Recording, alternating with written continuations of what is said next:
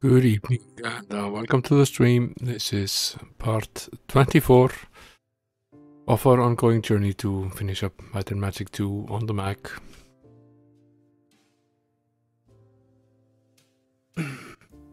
Stuff in the way here.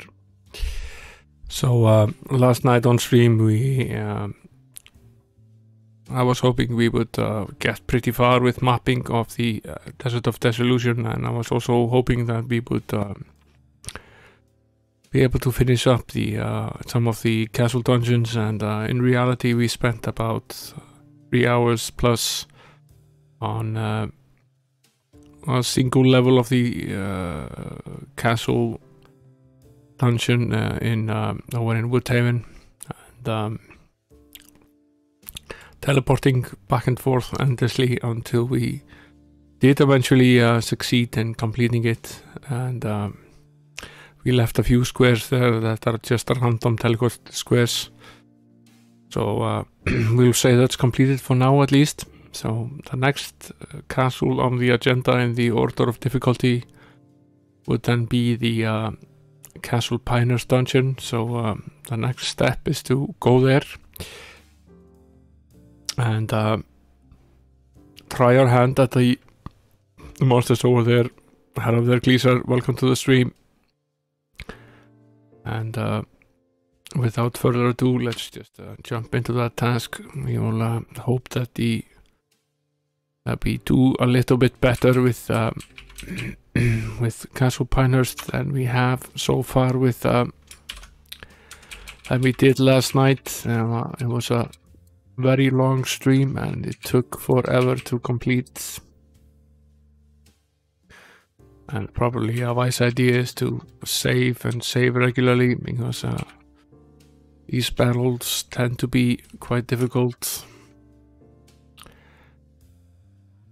Now to remember, find the document and telling us where it is that we go downstairs. X11Y2.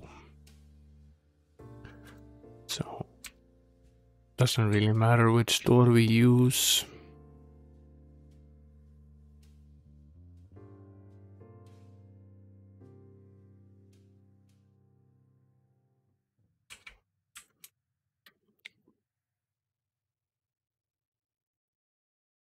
So we go in here, and it's this is obviously a battle here. Might as well complete this so we don't end up having to have this battle when we come back upstairs. Lots of vampires here. This is a tough battle. Sort of need to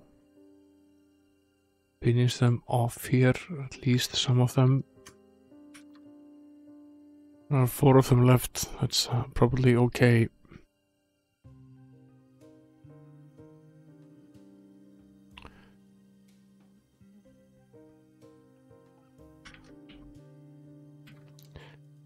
Potentially we can get some of them down here as well. Only 2 of them left now. We are going to get out of this.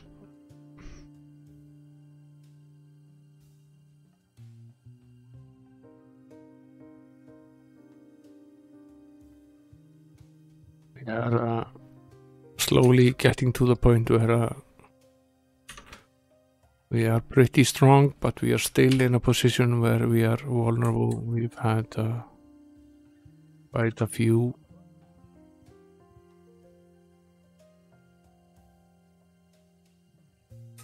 Okay, we'll see what we can accomplish in that time.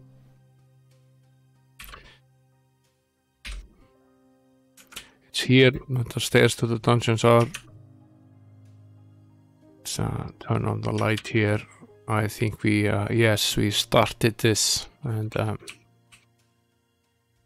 science said no humans. We started this and then gave up fairly quickly because we were a bit away from being able to do what was needed to be done. But we have leveled up considerably since then, so let's assume that this will be a little bit more easygoing now than it was then.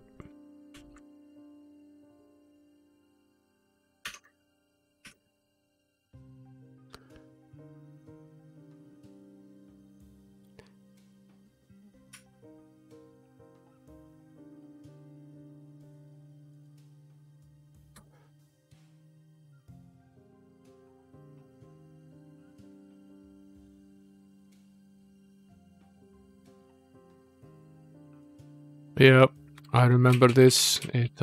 This lever made changes to our speed but increased our accuracy.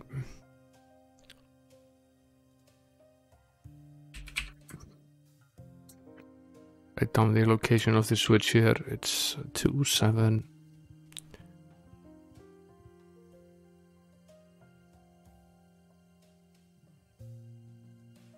Yeah, it's not a particularly good trade. I think this was the point where we went running back home. Had an encounter in this spot that eventually killed us.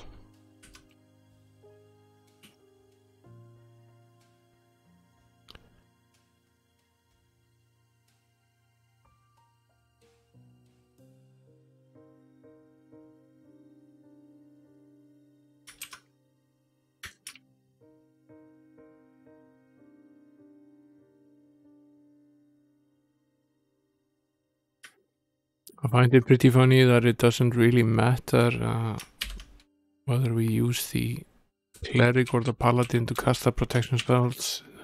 It gives us the same result.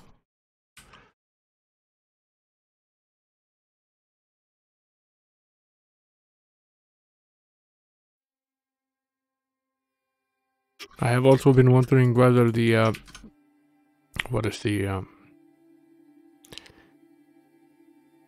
yeah, I think that the in general the level 2 dungeon in each location is significantly harder than the level 1 one.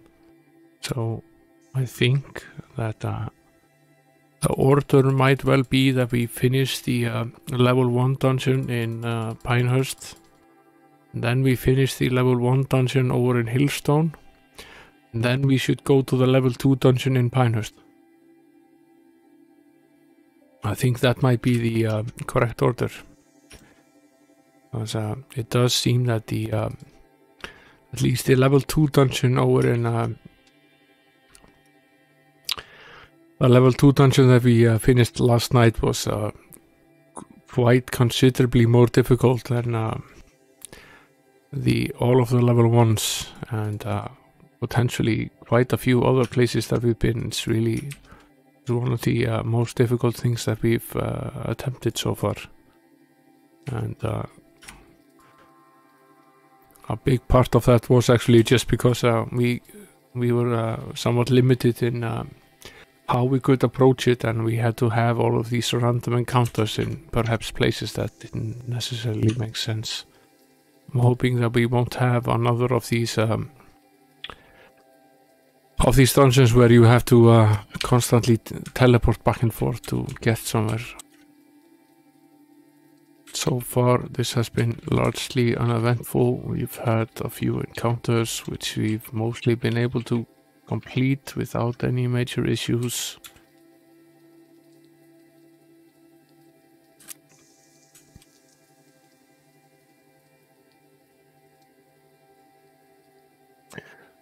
It's good that we are getting some practice here. We need the experience because we need to keep leveling up. We still have ways to go, and we still have some squares on the outside that we haven't mapped yet. We won't be here tomorrow, and the next 2 days I might continue with the outside mapping. Then tomorrow leave the rest of the dungeons until you get back. The order doesn't really matter. We'll have to do all of this anyway if we want to finish up the game, and probably more.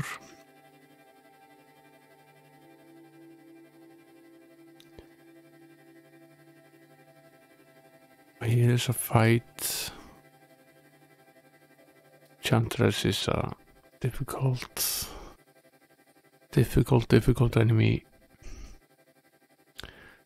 I need to take her down as soon as possible. There she goes.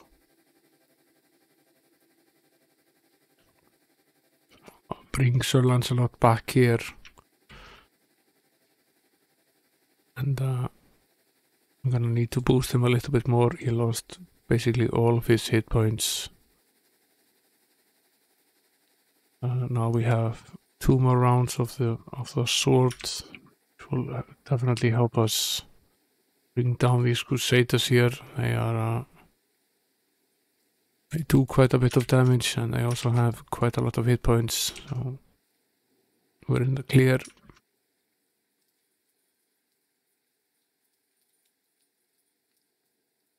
One of the nice things is that we can use the Lloyd's Beacon spell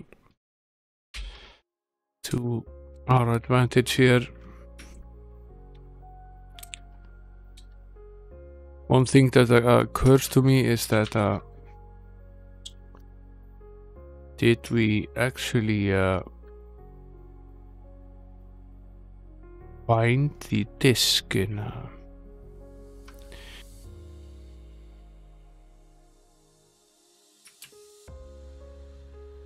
the previous dungeon, because that's basically our only real task there.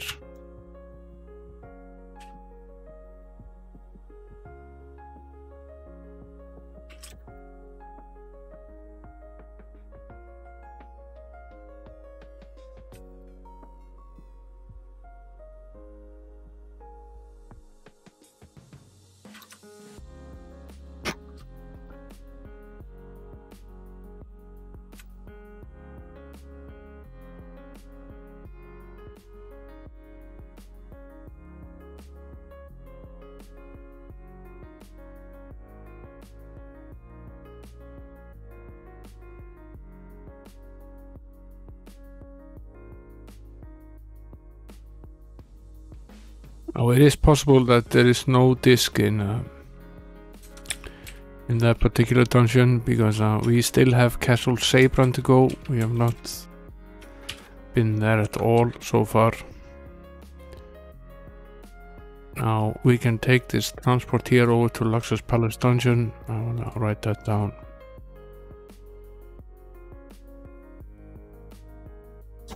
That's 12 by 8.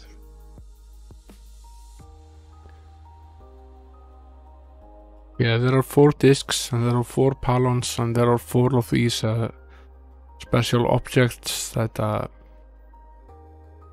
as well. We found the 4 objects, but there are 5 castles, so potentially there is not a disc in one of them, and that might be that that is the reason that we did not find a disc in Castle Woodhaven. At least I'm hoping that it isn't in one of these 1x1 squares. Otherwise, we will basically have to travel all the way there, which would be a real pain in the butt.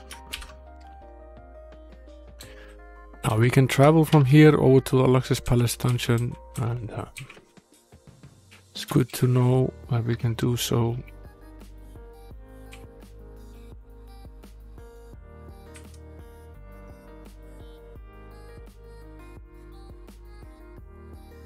These demon soldiers are a real pain in the ass. We managed to actually kill the ghost using magic, which is interesting, because they've mostly been immune to magic.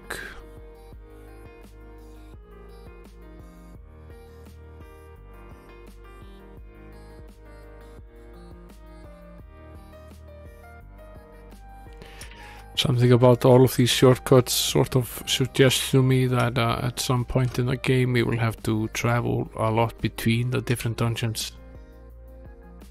Because there are multiple ways of getting to all of them, and that would suggest that there is there is to be at some later point a lot of traveling back and forth.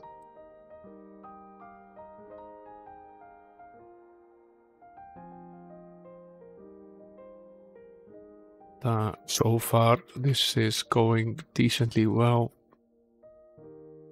Now these are the stairs downstairs to the second floor. They are here in X1, Y2.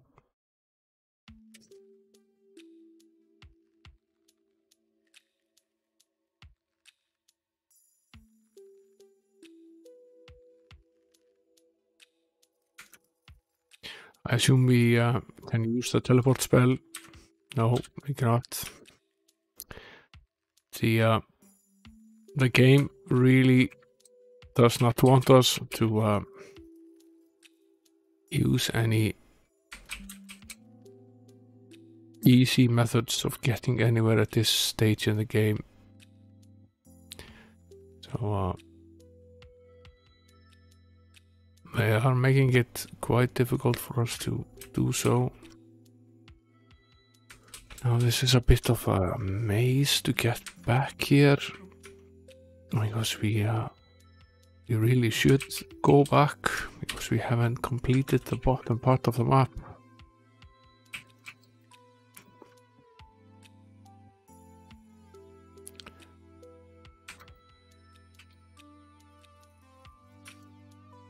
It's a good thing that we have this map. Hello there, Longshanks. Welcome to the stream.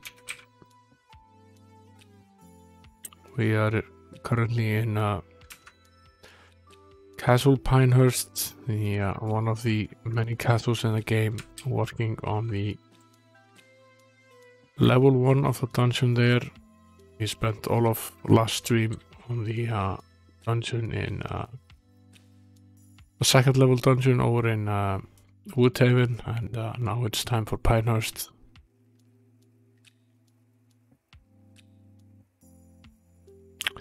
Now I see that our good friend the plant golem is there at the top, so we are going to need to save some of our spells for him,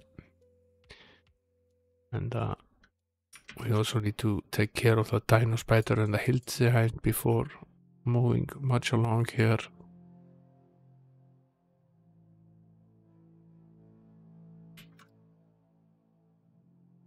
Now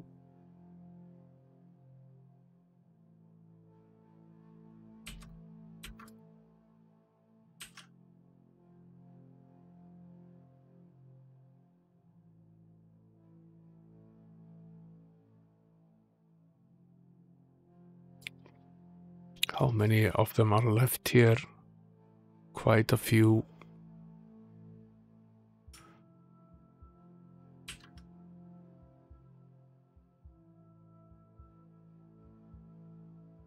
We pretty much need to take them down as soon as we can.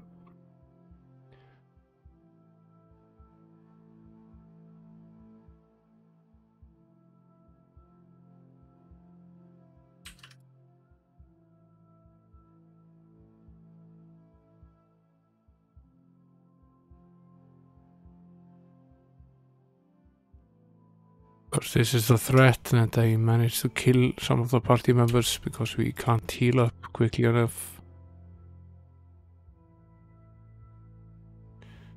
Now 4 of them left here.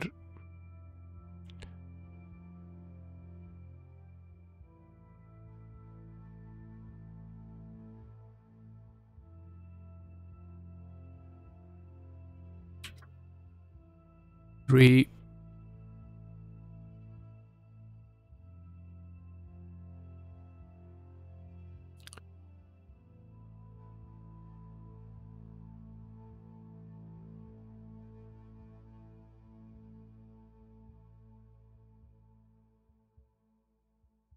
I think Divine Intervention is a good spell at this point if we're going to make it through.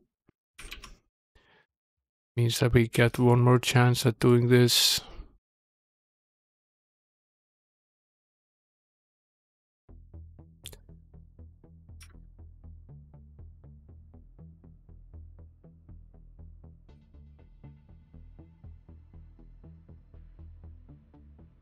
Now down goes the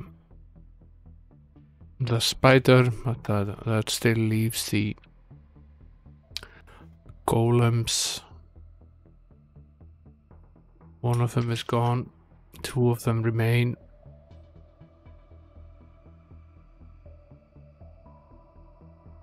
They certainly are difficult.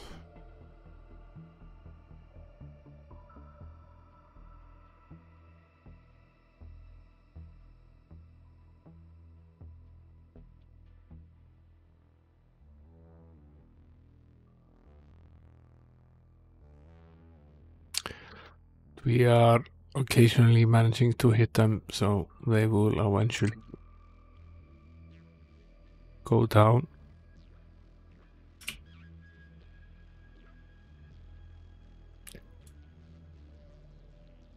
That was actually fairly effective. One of them did go down. It's slightly damaged already, hoping that down it goes. And this is the most difficult battle so far down here.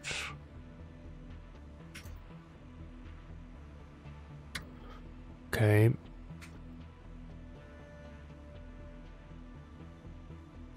And another one here.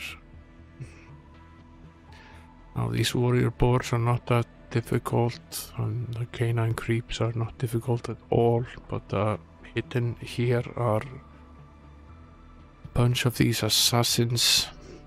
So we should try moving them up here. Try shooting them down before we deal with the others.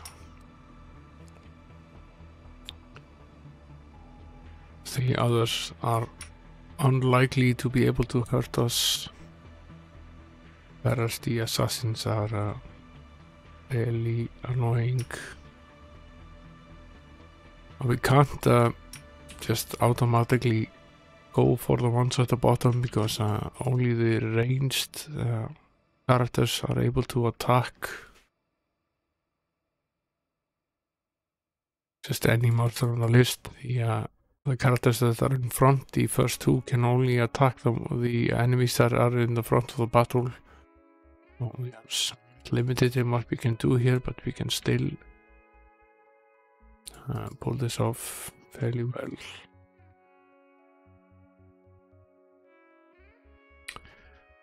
And now we managed to kill most of the other ones, so now we can use the dancing sword. The only real problem with the dancing sword is that it really starts at the top. You can't decide which monsters to attack with it. So if the easier monsters are all at the front, the dancing sword spell will stop at the 10th monster and won't do anything to the ones down below. So the order matters. These really are some really tough battles. You have to wonder what is at the end here.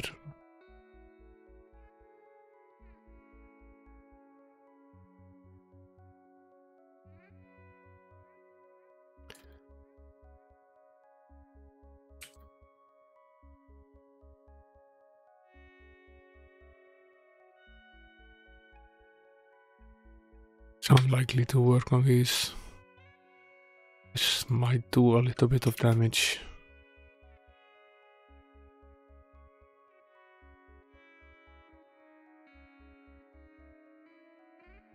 We managed to bring down the dragon before he had another shot, so that's probably it. We'll make it through.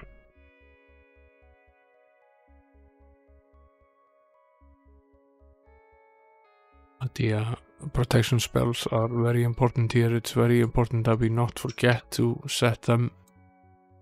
I'm going to set the beacon here just in case. So you might have to run away very quickly.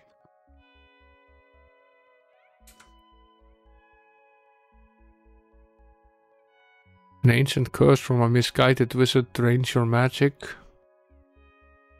And we find ourselves in a fight. with some of these stone golems, but we are not completely out of spell points. We just have fewer than we would normally have. So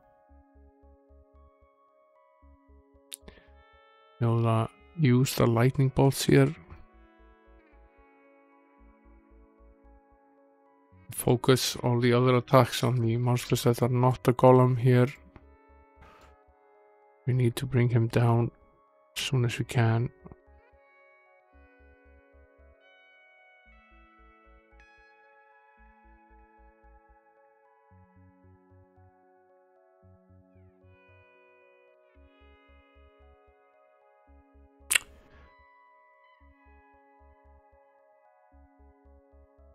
No.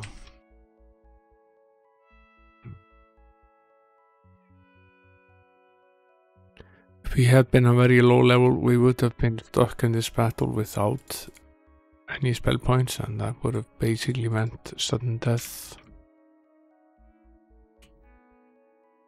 But I really can't imagine anyone at that level even coming close to making it all the way over here.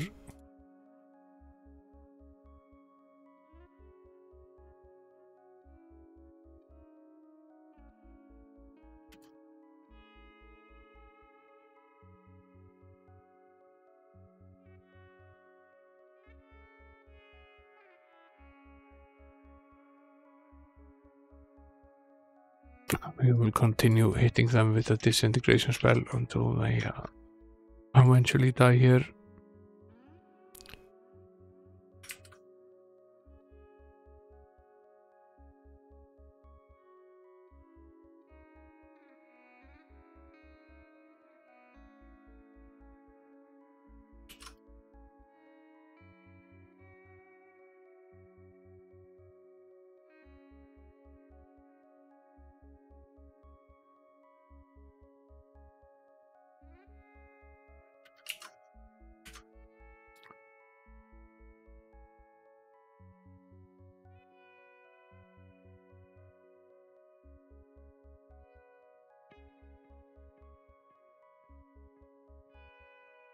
And down they go.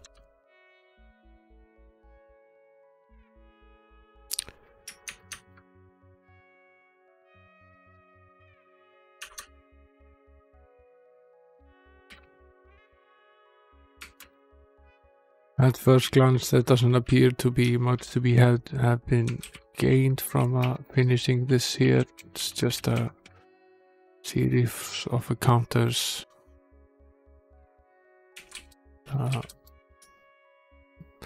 We left this bit here as well. Might as well finish it as well.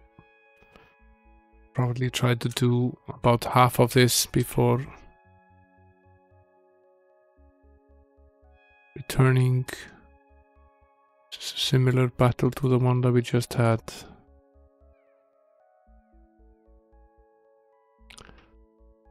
Not really all that more difficult.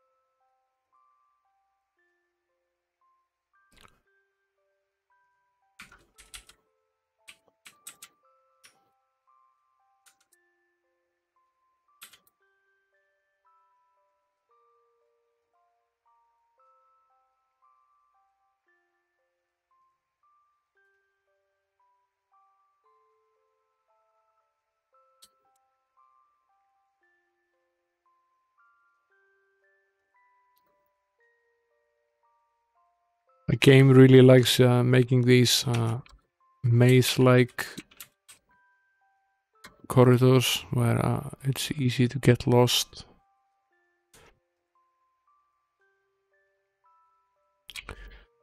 And really what I want to do, I want to go all the way up here before going back down. So we have about half of this mapped here.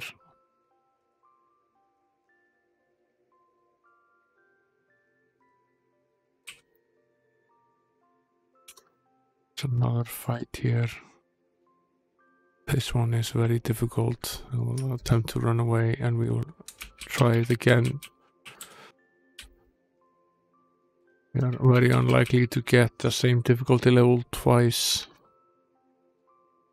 If it seems like it's very difficult, it's sometimes a better option to just run away. Well, you can't always do that.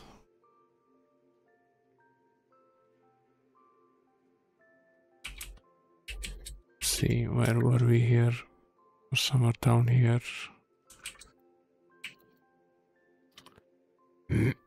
We were here, right? Yes. This one is easier.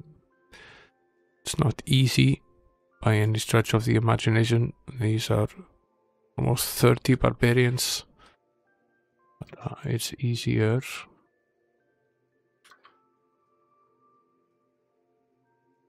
I have all of this magic. Oh, can do a lot of damage.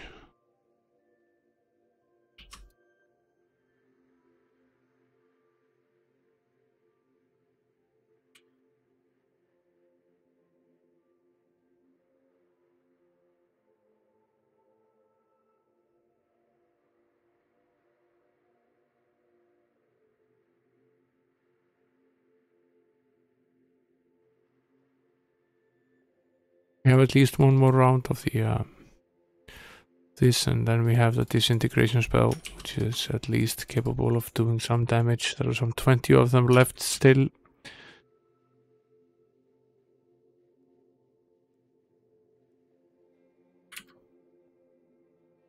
And we have 2 spellcasters that are able to heal. So that also helps. Oh, I have not. I only really started streaming very recently. And I haven't even played them. Are they RPGs, and for what platform?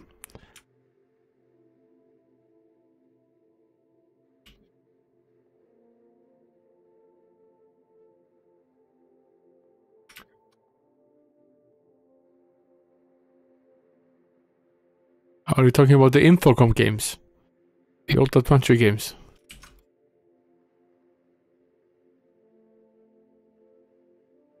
ICOM. Okay.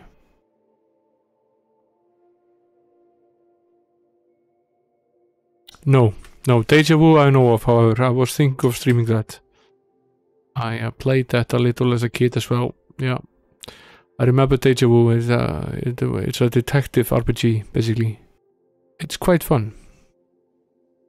It's actually a very good game. Played that a bit as well. We might easily play that on this machine.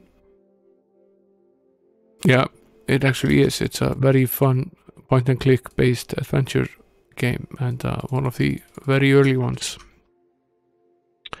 I've never been much of a fan of the Sierra games and all their little tricks to make you die in various different ways. But,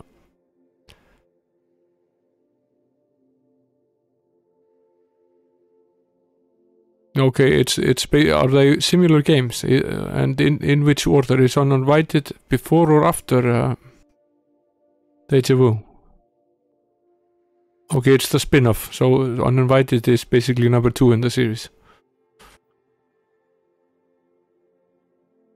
Yeah, okay, yeah.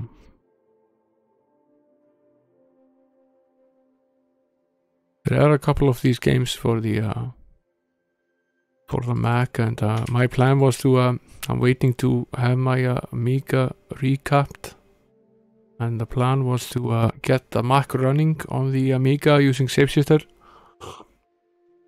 and use the Amiga as a as a platform for running these games. The Amiga makes a pretty good 68K Macintosh. Probably is a better 68K Macintosh than the 68K Macintosh itself. And it's a powerful Amiga, so it should do a pretty good job.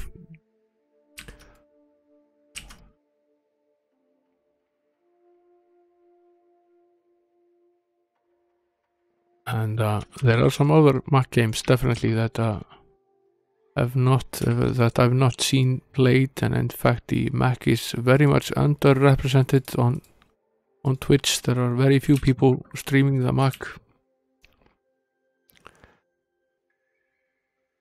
Yeah, Mac on Amiga is very possible. There are Christian Bachner, the guy that made Basilisk and Sheepshaver, is the first version of his emulator was basically born on the Amiga,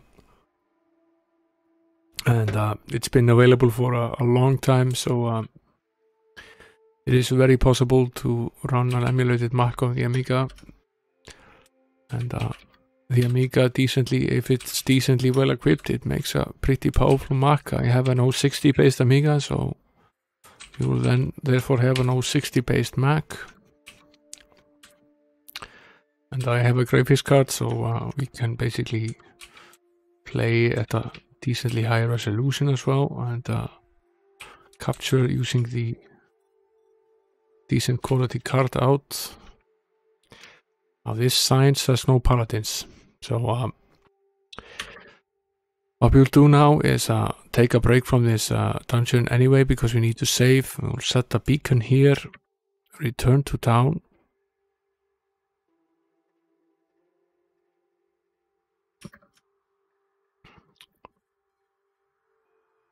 The dungeon's revealed, okay.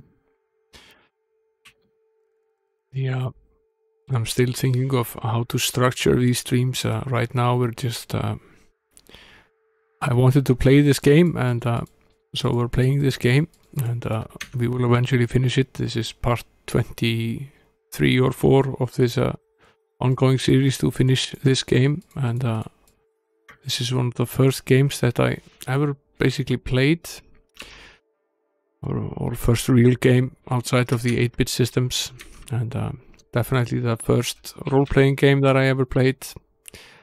And I wanted to finish that up first, and then my plan was to split the week into different categories and different platforms even. So I will probably do at least one night of Amiga-based games, and I find it likely that I will also do one night of something a bit more actionful, maybe some console stuff.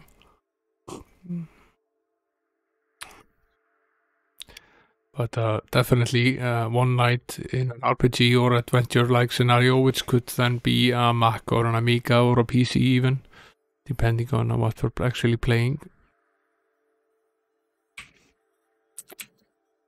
And the Mac is a good choice for a lot of this, because many of the games on the Mac, many people have just simply never seen them. The Mac was not all that popular in many places, and it was underrepresented. So I forgot that we needed to leave the paladin behind. It's a good idea to do that now. Let's remove him from the party before we go back.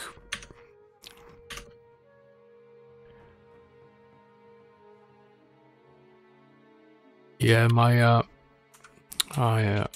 first machine was a Sinclair Spectrum, and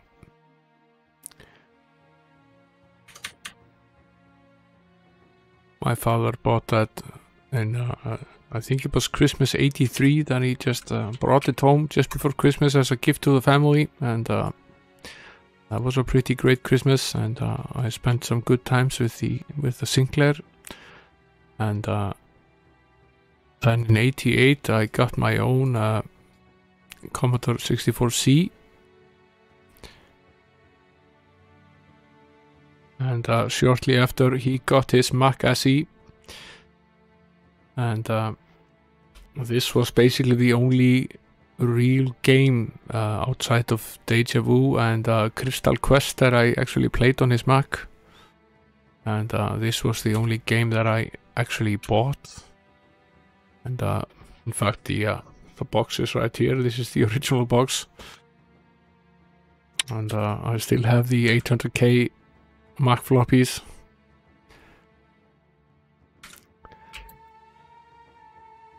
And the map that came with the game. Now, I'll identify this object that we found here, which increases the personality by 15. Okay, so this is a fairly powerful item for the paladin. Now, our issue is that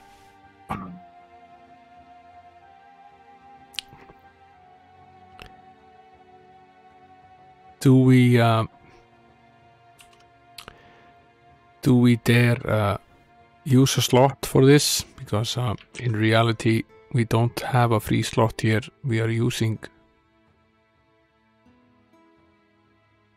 all the slots here. Yeah, I've seen people take a picture of the CRT directly.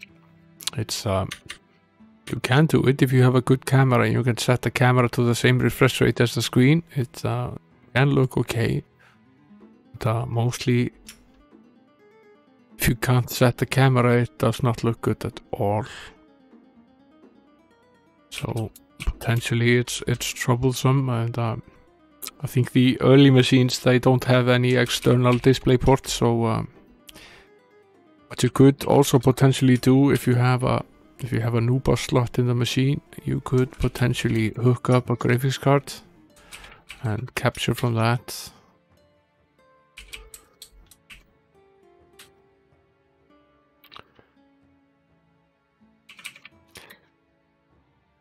And there are people doing this a lot, just recording the screen. I was watching a stream a few days ago where a guy was playing his Outrun arcade machine, and it looked fine on stream, even though he was basically just recording the output. Now this sign says no nights, so we'll use the same trick. We'll set the beacon and go to town, and leave the nights behind and return. This is at least significantly easier because we don't have to deal with all of these endless teleports back and forth here. We have found something called an ivory cameo, and what we'll do now is we'll go back and see what it is that it does.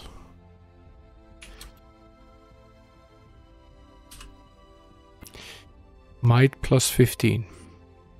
Okay. This is certainly powerful. Now the question then remains, do we have a free slot for this item for the nights? Because we are very much using all of our slots at the moment.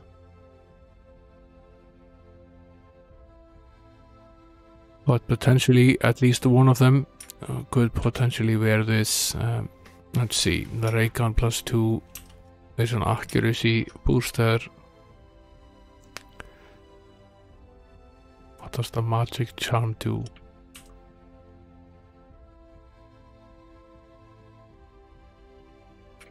What does this do here?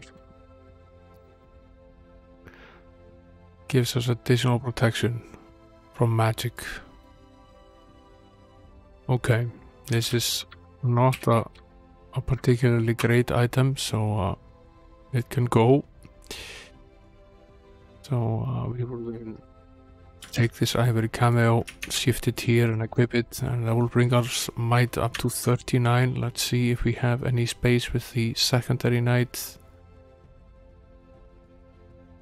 It's tempting to just remove this sling. I want to see if Potentially we cannot get another one, but I will see if we can. I will leave the knights here again and return back to the same location and see if we find another one. We might.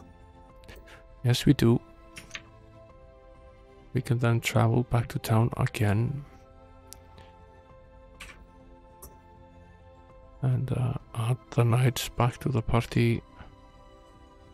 Reordering the characters is a bit of a pain in this game, so it's actually easier to just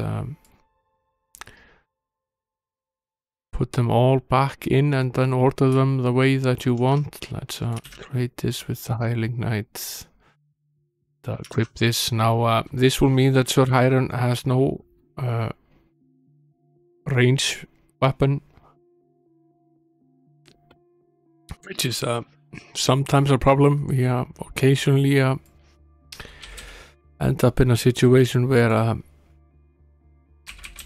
he is not at the front of the battle and needs to use a ranged weapon, but I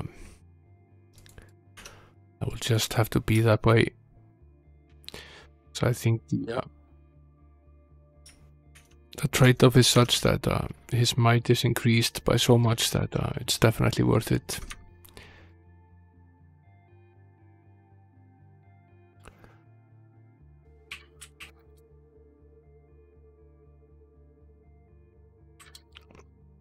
Now we've saved and saved again, so let's return.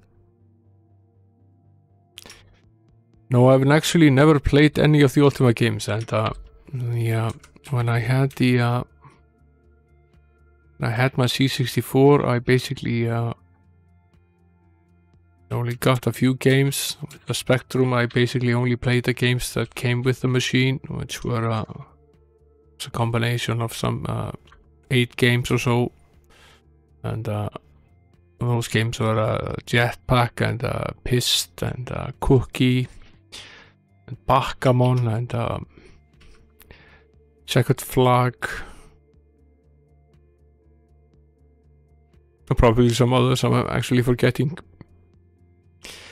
And on the C64 I basically only had 3 or 4 packs of 4 games, so I basically played those games, and there wasn't a lot of choice, and it wasn't until I found this game that I really played any sort of RPG. And I never played any of the Ultima games on the Amiga either.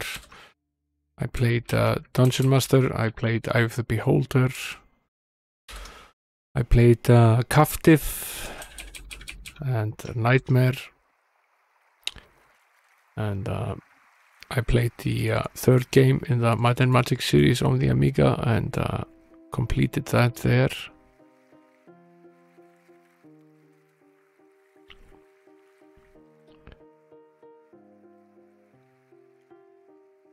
Now we have to give some serious consideration as to what to do with these minotaurs here. Going to be a real problem.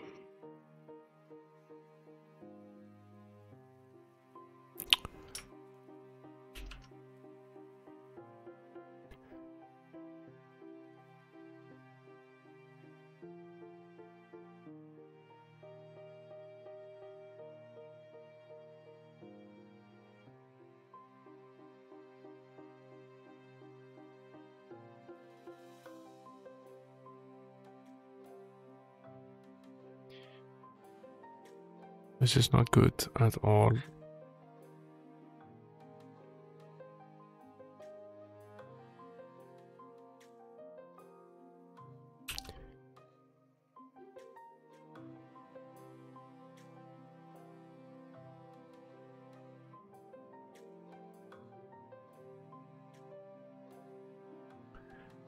I think we'll just restore from the save. We didn't really do much. We should have seen these minotaurs there at the bottom and taken better care of them. And we also forgot to cast the protection spells before we left, so that did not help either. Let's make another attempt at this. We're getting a little bit less, are getting a little bit cocky here, and as soon as you let go of the urge to be very, very careful in this game, it tends to kill you almost instantly. This is another difficult fight here. These spiders are quite powerful. They spray this poison and do quite a bit of damage.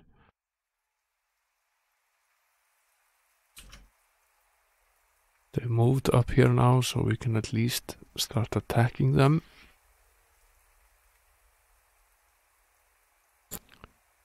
Start taking them down. Now I would like to perhaps try to stream Captive on the Amiga, and it's a difficult game, so it should be a fairly fun stream, but it's definitely more than... It's one of those games that you are definitely not going to finish in one stream. I think I started that game at least 15 times before I actually managed to get really anywhere in it. It requires planning, and you can easily find yourself in a situation where you have to go back multiple levels because you made a mistake.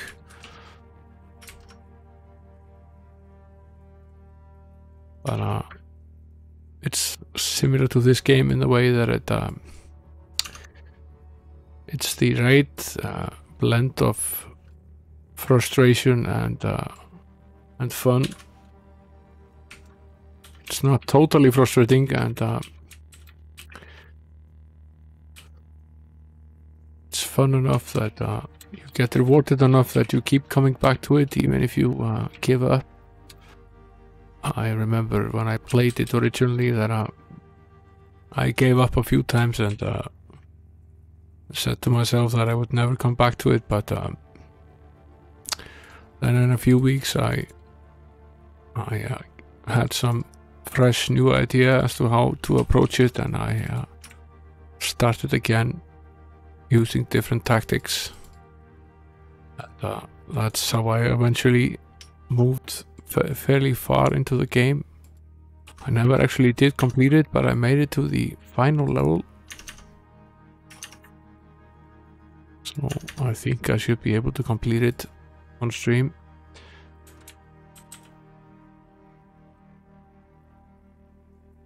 Now, there are two potential paths that we can take here. I'll start with this one.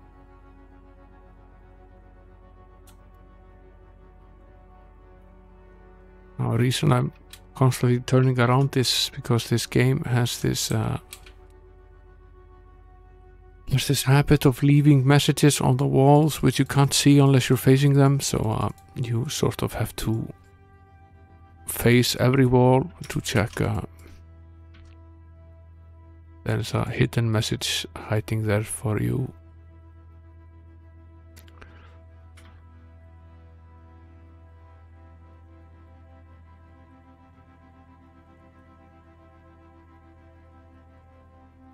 Down go the scorpions, and we are victorious here.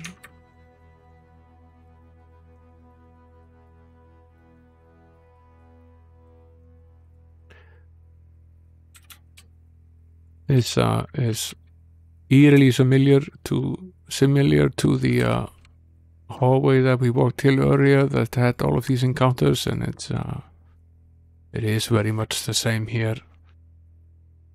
The problem now is that there are quite a few of the druids, and see what we can do with these before the druids become active. Okay, and it's fine. It's just the druids remaining. They will cast a silence spell, but it won't really affect us because they have no other way of hurting us, and it doesn't matter that we're silenced when we don't need to cast magic anyway, so we will simply just plow them down here. It seems that so Roland is now immune, or mostly immune, to being silenced. He went multiple rounds without being silenced. The druids are are not dangerous on their own, but they are dangerous when combined with other monsters, as are many others in the game. Okay, Gleaser, thanks for coming once again. I will focus on the outside mapping for the next 2 days. I hope I will see you soon again, dude. Have a nice night. And sleep well.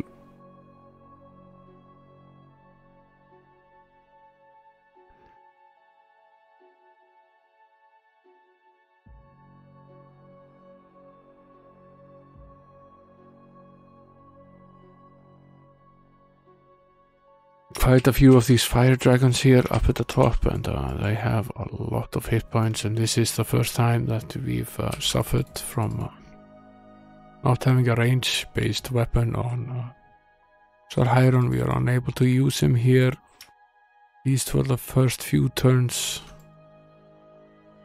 and I will have to start healing so that we don't die here. We are a bit off from being able to finish off the dragons. Still, there are still 2 remaining. We're lucky enough now that we are able to bring down one of them. I will cure the other cleric. That at least enabled us to get out of this. And down goes the dragon. This hallway is very similar to the one that we just mapped a few moments ago. And there's a battle here on every corner of different difficulty.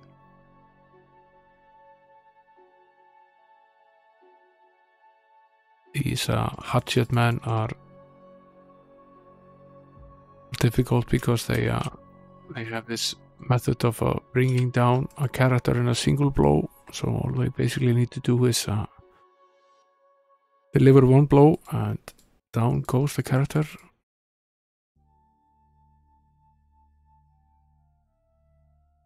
So we really need to get this hatchet man out here so that we're able to regain some of our power here. Let's still have a dancing sword spell.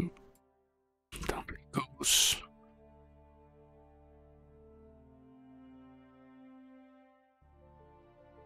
We found a pirate's crossbow. I don't think we can actually use it, but we did find it. It's potentially useful to us. Let's see.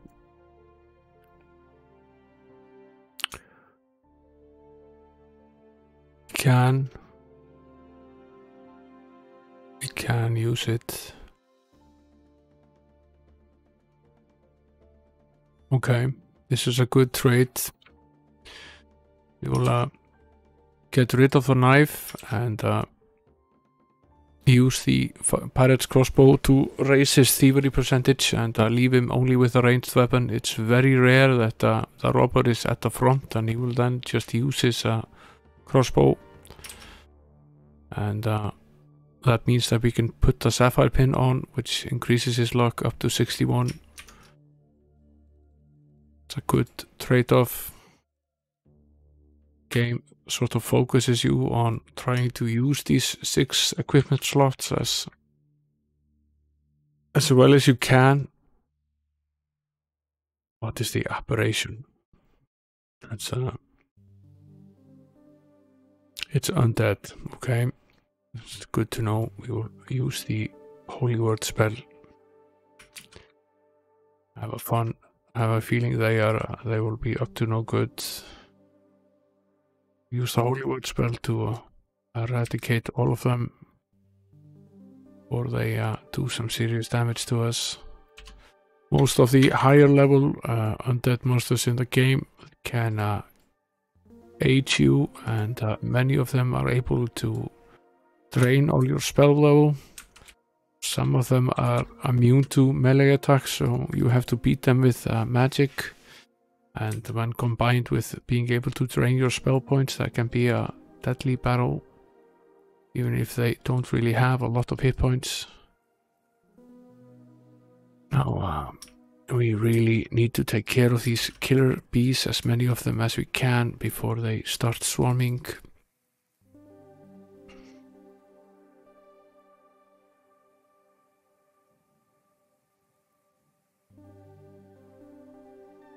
We can go more than one round at least. Make it out alive here, cure the poison before resting. So a lot of fights, and potentially, at least last time we were in a similar situation here, there was really nothing to be gained from it. It's just a matter of having them. There was no item waiting for us at the end, but never know. This is a very difficult fight. There are 9 fire dragons at the bottom here, and these enchantresses, which are highly difficult. I'm wondering if we can run away from this fight. But, we have Friar Tuck here, so we will we'll start with doing this, and then I will cast the Divine Intervention spell, which will, at the cost of aging the cleric considerably, allow us to restore all of our health points. And that leaves us in what is still a very difficult battle. We really need to get rid of these enchantresses before they hit us again. And the fire dragon is still there. There are 2 members dead here. There are still 9 dragons left.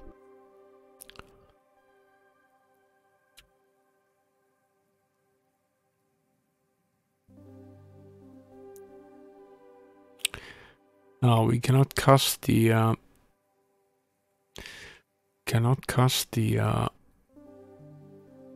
Divine Intervention spell more than once. That is simply not possible. And I don't think we stand much of a chance here. Oh, it's somewhat tempting to just try to run away at this stage. And we are able to. The cleric and the mage were able to run away. We will go back to town and rest here, and we'll get ourselves out of this condition here.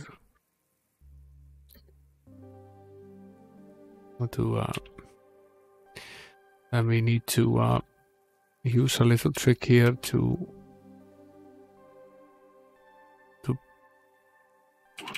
book ourselves a ferry ride over to Mary's Resort Isle, because we need to do something about the cleric's age here before he dies of old age.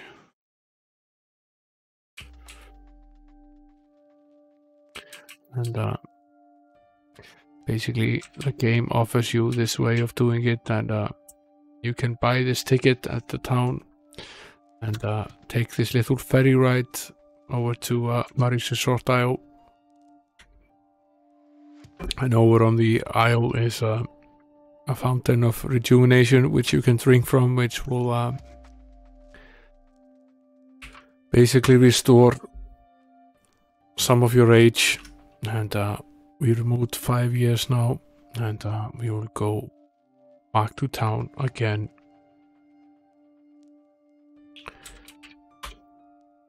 And take another ride.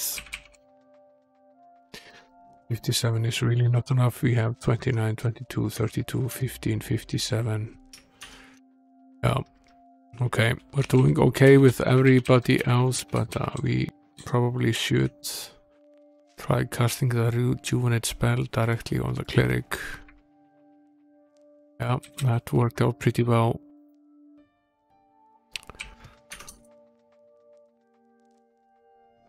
Try again.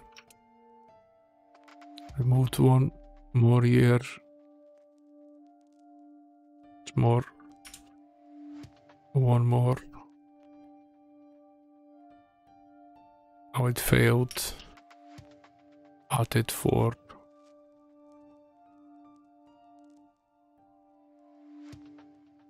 Yep, I have that 2 for now. He's 49. That's at least better than it was. The worst thing here is that we have to potentially have all of these fights again because since we had to get out, then all the battles in here have been reset and we have to have them all again. There's no way of... we can't use the teleport spell in here, so we have no way of cheating ourselves out of it. We have to simply have them again. Potentially there is something to be gained by having all of these fights, so we will try again. Although I must say that the going so far has been a lot better than it was on last night's stream. We spent more than 3 hours last night on the same dungeon.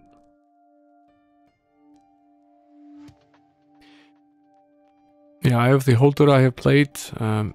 I played Eye of the Beholder on the Amiga, and I played Eye of the Beholder 2 as well. And that I've played, it's similar in some ways. It doesn't follow the... it does not follow the exact AT&T guidelines. It has some attributes which are different. Some of the classes are different. The maximum number of skill points is not 18 but 21. There are some elements which are not present in some of these games, including time travel, which is something that is fairly unique. And it has some unique abilities, but in general it is a D&D game. I would say that it's far more difficult than Eye of the Beholder, however. So it has been at parts unbearably difficult for us.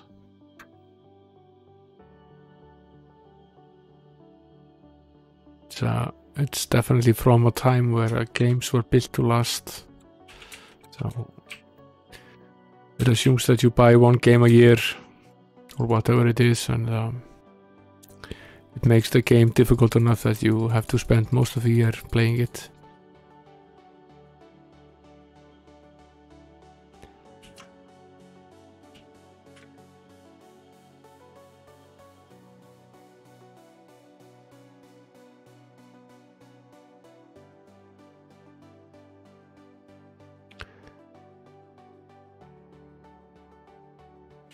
Now, the problem with these fights is that they are mostly random, and they are, however, random from a fairly large pool, so it's a large roll of the dice.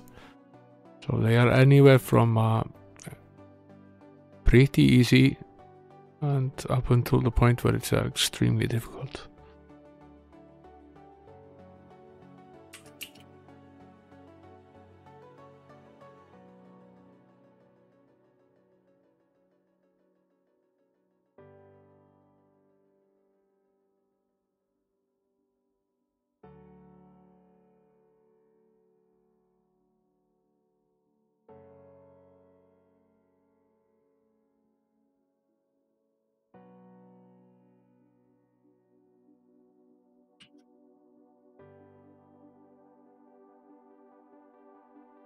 The going so far has been relatively easy. Let's see how we progress here, whether this is a better run than the last one.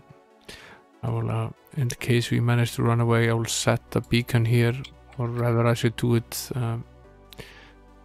try to do it in a spot where we aren't in an encounter, so we don't accidentally teleport directly into an encounter. That's nasty when that happens.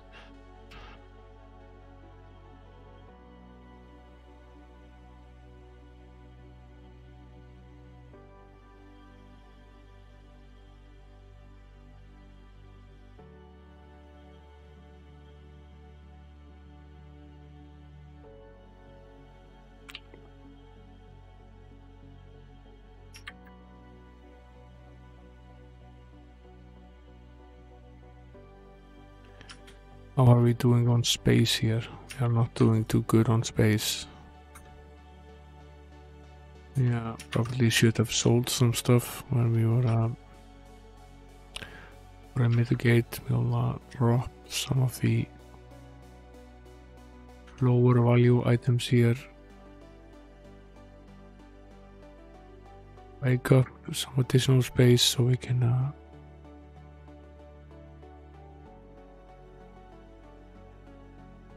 fit some more of this stuff here.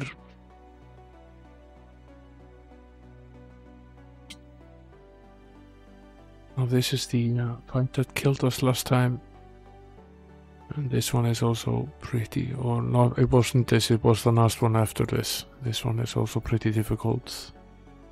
They are getting more difficult as we progress further and closer to the end there.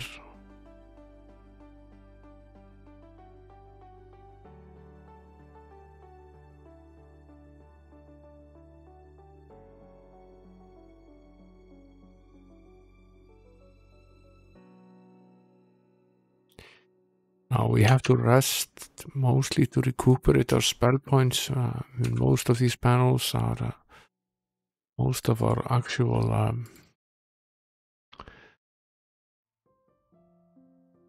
hit points are mostly okay still.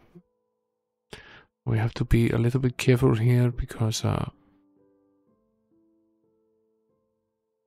we want to kill the leprechaun because he's a thieving little bastard.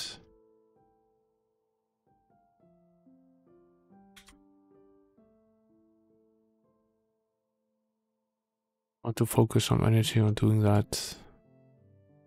But we also want to leave enough behind so we can find these plant columns. They will take us a while to take down because they are mostly immune to any sort of melee attack, so they can only be taken down using magic, so we have to leave plenty of spell points so we can actively attack them using magic, because even the pretty powerful magical spells are not always effective on it, so might take multiple runs. And in addition to that, they have a lot of hit points, so this tends to take a long time, and there is an unusually high number of them here as well.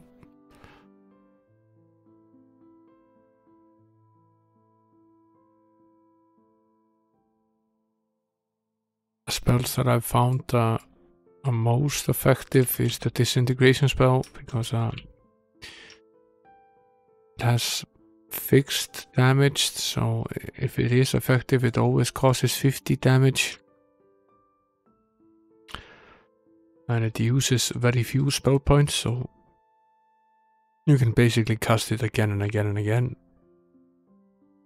And I have about 200 hit points, so it needs to hit them at least 4 times.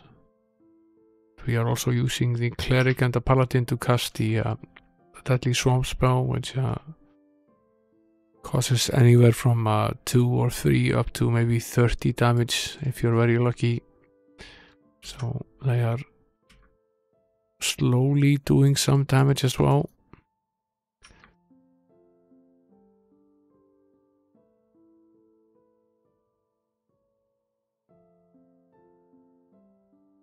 And they are slowly being reduced. There were 12 of them and now there are only 6, so we are making some progress even though it's fairly slow.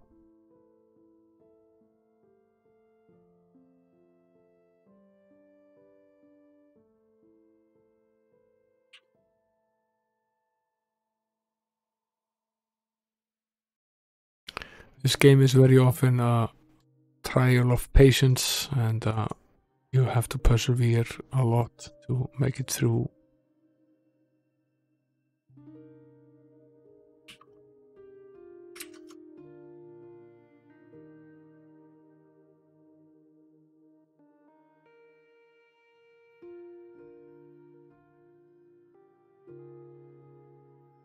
Only 2 remain at this stage.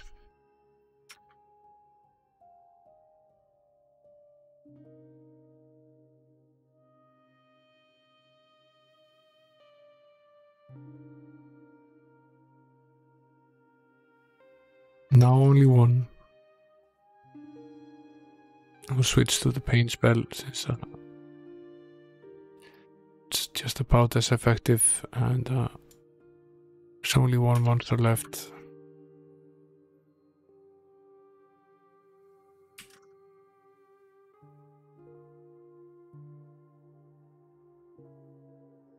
Down he goes.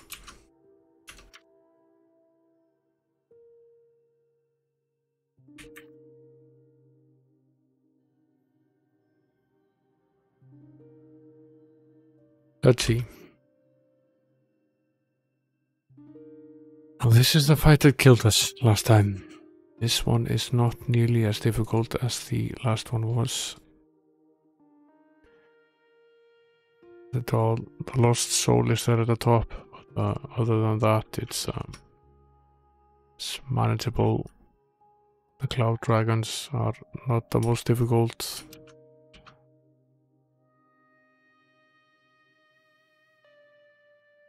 We need to take down the priest. We need to take down the cloud dragon, but other than that, we're pretty good. So at least we've gone further now than we did before.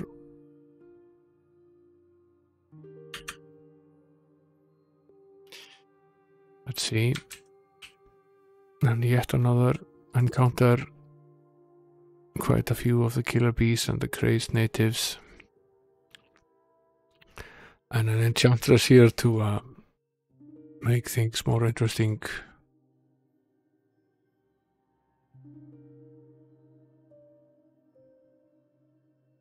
And a court jester as well.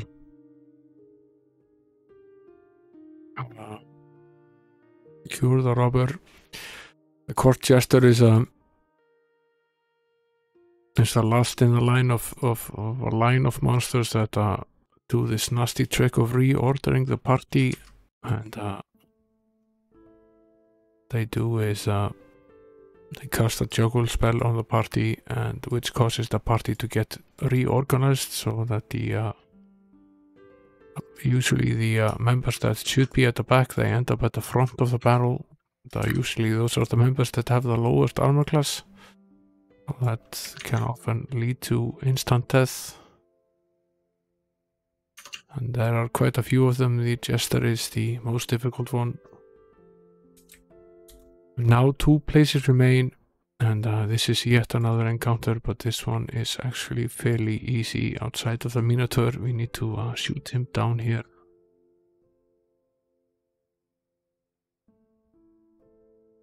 Down he goes. At least the coffin creeps, which is an undead monster, which we can take down using the holy word spell. And these rats, which are very easy, we can slash them off. Okay. And we've reached the final square here. We should perhaps cast a beacon here, just in case. Let's see what's here. A mysterious pool appears before you. Every few seconds a jet of water shoots upwards and stops just short of the ceiling. Jump in. Now what I do in these situations is that I take a snapshot of at least one of the characters, usually more than one of them, and as well as the main status display here, to see all the stats before doing any of this, because some of these are very valuable and have good lasting effects on the characters, and some are definitely not. Write down this location here as well.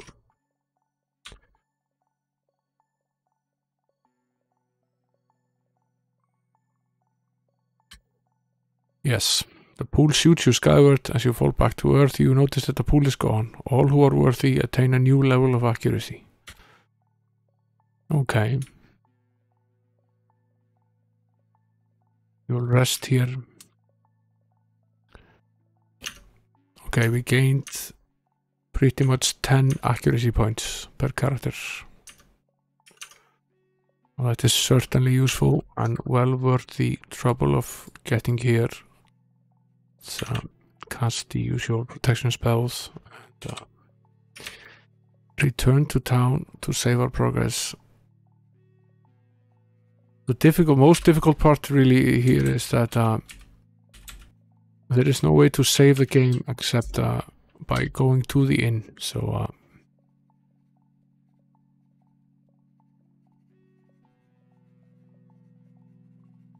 you can't simply, which would perhaps be the simplest solution, you can't simply just save the game and go into the battle and retry and retry and retry, because you have to be able to get back to town. And that makes the game much harder than it otherwise would be.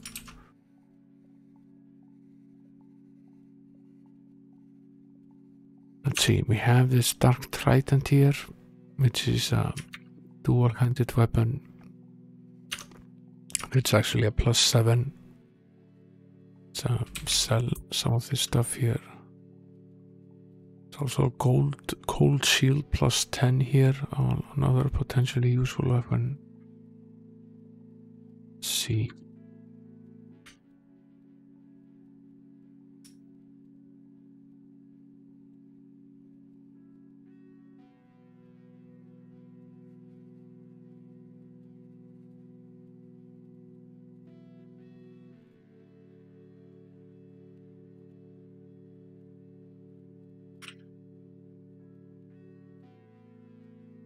If I could potentially wear this shield, that would be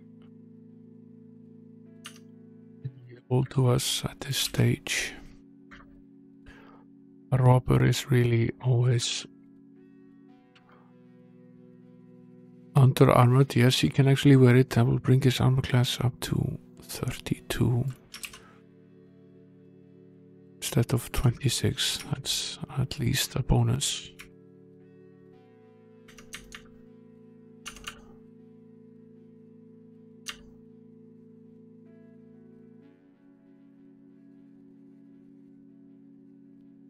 Now, what I was going to check here was whether we could use this trident.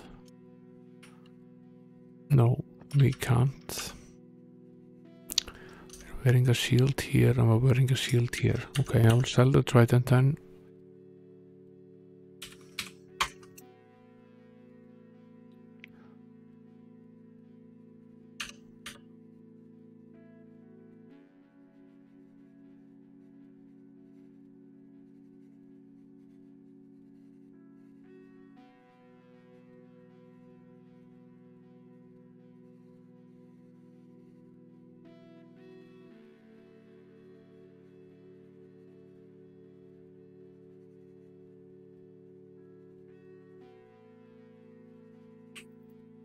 Buy some more food since we're in town anyway. We'll save the game. Then we'll check on leveling up. We have quite a bit of fighting. We are not close yet, but we are scrolling up the experience list. Head back.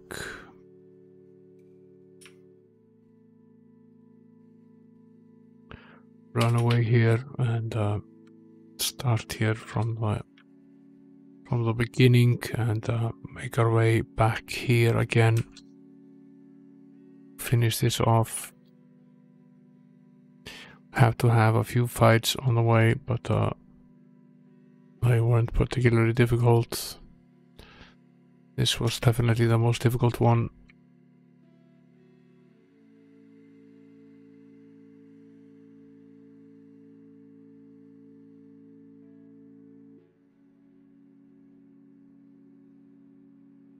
Oops.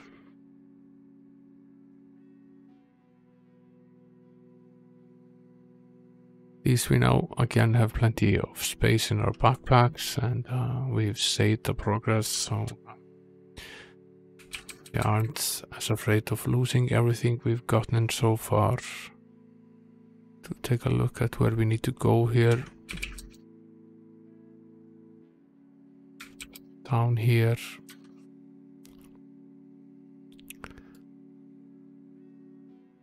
Now some ghosts here.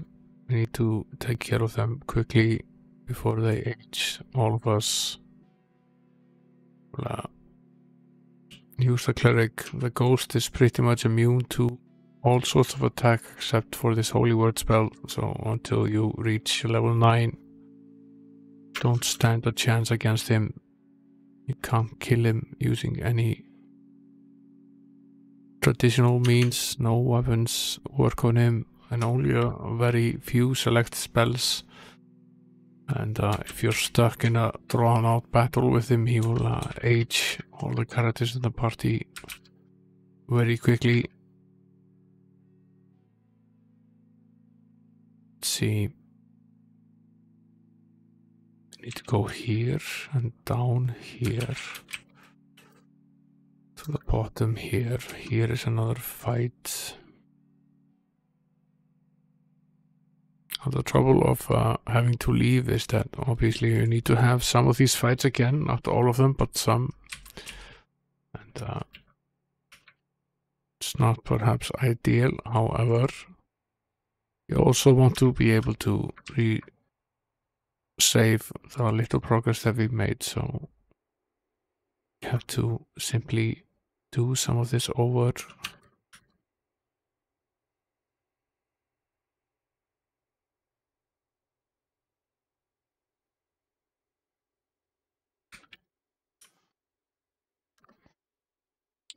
Okay, we're now back where we want to be, and I'll set the beacon here then.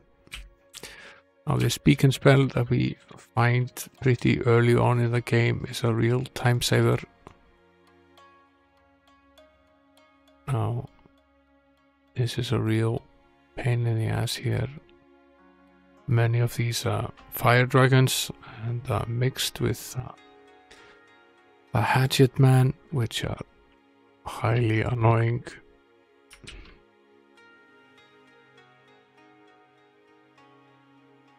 Both of the clerics are out.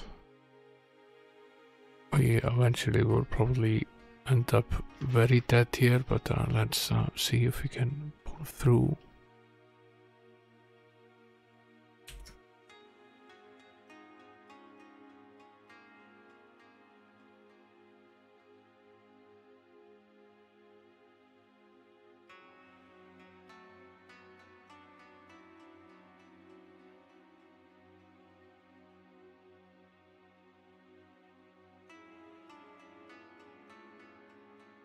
We might actually make it here. Yes, we probably will. And that's actually helpful because even in this current state, it's still better to be here.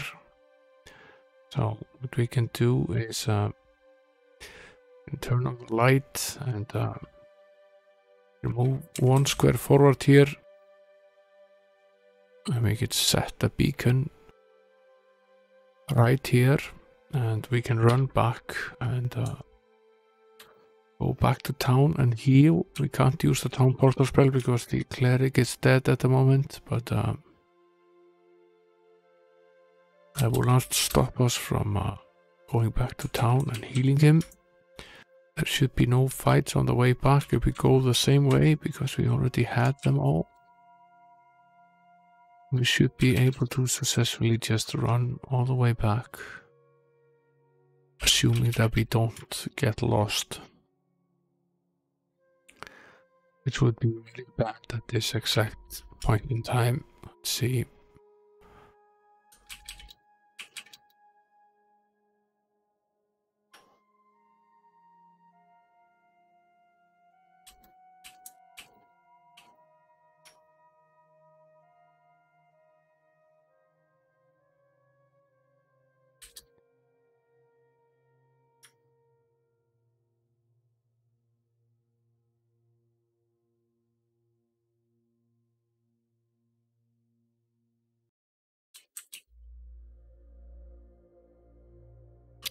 We were able to run away, got lucky. We'll go up and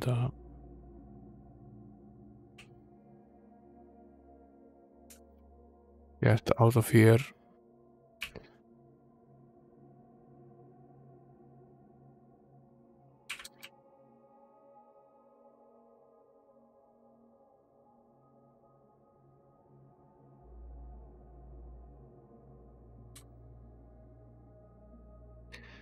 start by healing.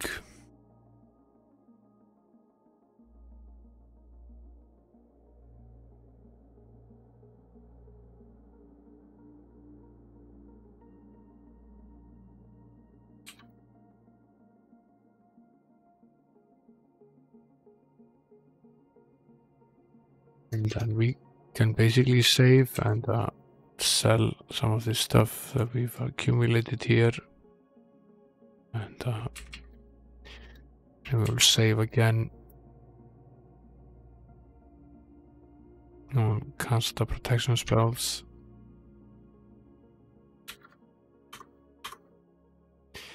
And then we'll use the beacon spell to bring us back to the exact location where we left off.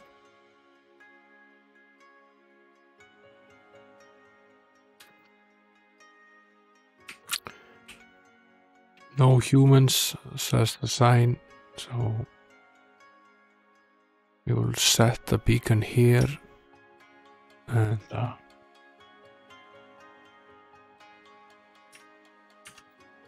go back to town, leave the humans behind and return.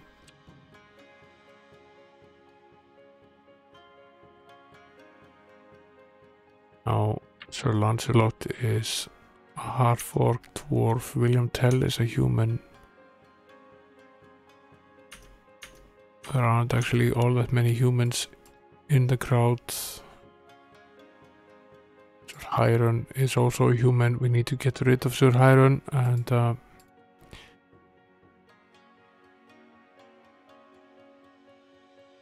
William Tell. Those are the two that we need to leave behind. The rest are not human.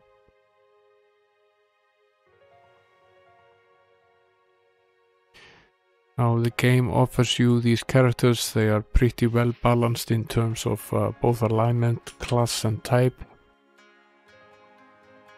And all I did was rename them. And I've just been playing the game using the supplied characters. They are actually pretty good. And they have the high point skills well set. So you get a high bonus for the most valuable skills. And I tried rolling for a while and I got nowhere near the quality of characters that came with the game, so I just decided to roll with the characters that we were provided with. Now this has powerful currents, move rapidly from your feet to your head. And we don't know what it did yet. Let's rest. I have a snapshot that we took here.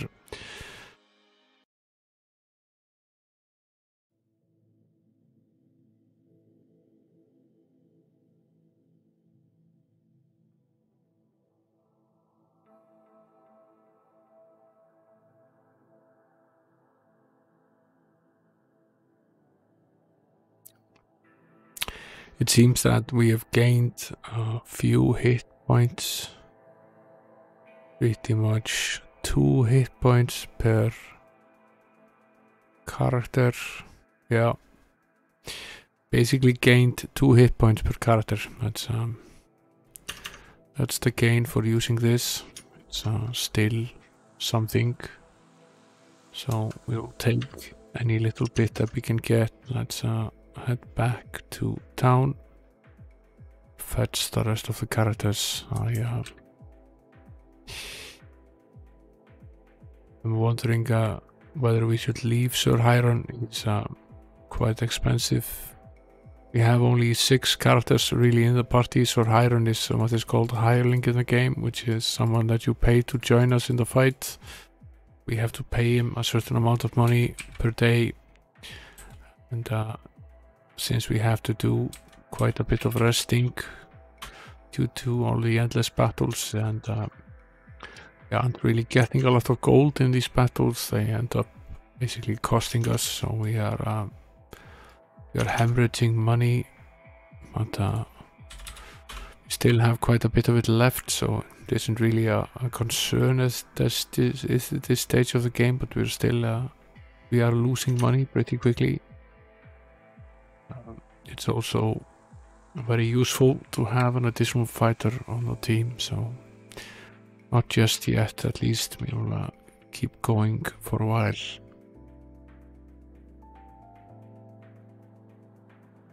And there are some ways we can gain some of the money back, so it isn't completely out of the question that we can recuperate. There are some places in the game, the Dragon's Cavern springs to mind, and where you can basically go and farm money. You can win a pretty high amount of money for every fight. Let's see, we survived this one pretty easily. Our main problem right now, as I mentioned before, is not so much the hit points, but recovering the spell points that we're using.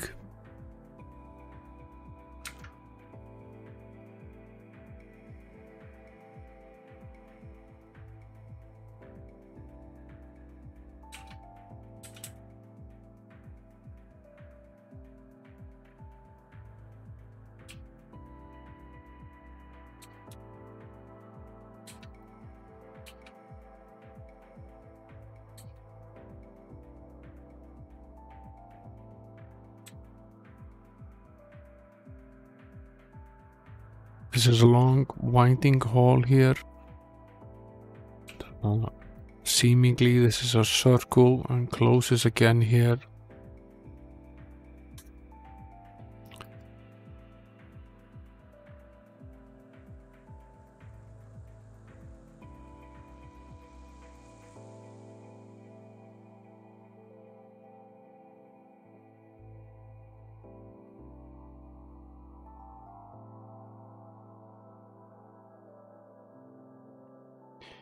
How many of the hounds are here? There are 5 of them.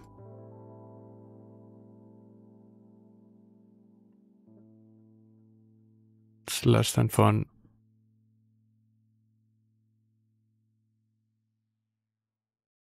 Try to cast some curing spells. And we'll focus the spells on the hounds here. Need to bring them down.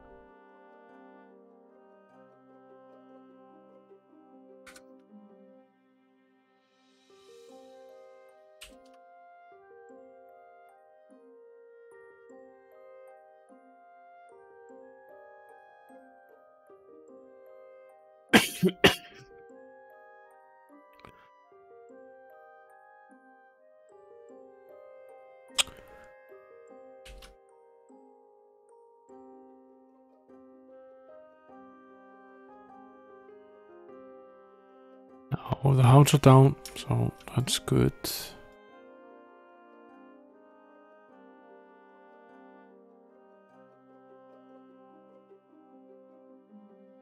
It was a decently difficult battle. We also got quite a bit of experience. As you can see, where our share here is only 525 gold, and the cost for the hireling is 40,000 plus a day. And every time we rest, we waste 8 hours. So that ends up being fairly expensive.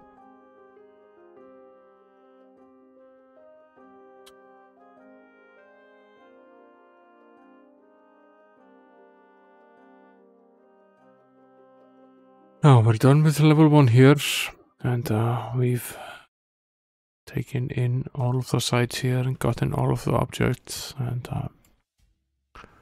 there is a level 2 in this dungeon, and I think we will not pursue that right away. I think we will go to Castle Woodhaven, or Castle Hillstone rather, and try our hand with level 1 of that dungeon. I think that's the correct order. I've mostly found in this game that the one of the difficult points is that you have no way of knowing in which order to do some of these things, and And you also have no way of knowing in which order to do the caverns. There are a bunch of caverns, and there are a bunch of castles and towns in the game, and various outside squares as well. And some of it you can deduce from the number. The E squares, for example, are very difficult, and the C squares are perhaps the easiest, but it isn't always a given that you know exactly where to go and in which order to do things, and that is sometimes proven difficult. Well, the stairs are at 10:13, so we finished the ground floor, and we need to get down to the dungeon, so we need to find the stairs. And 13 would suggest that they're on this side here. We have to fight the guards,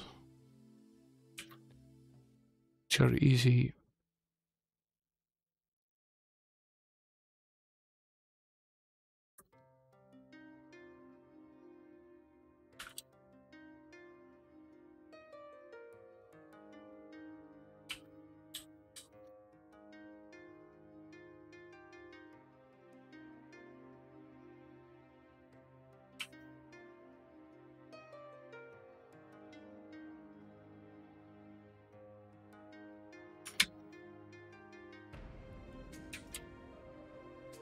Going in the wrong direction here.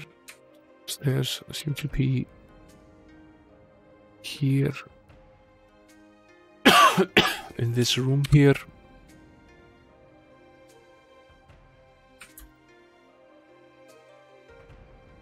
Yeah, they are. So this is the Castle Hillstone dungeon.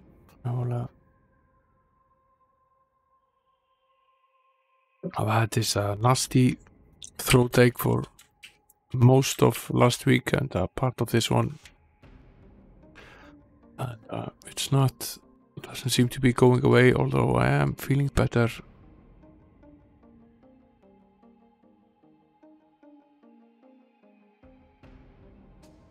Let's see. Take care of these frost dragons here first.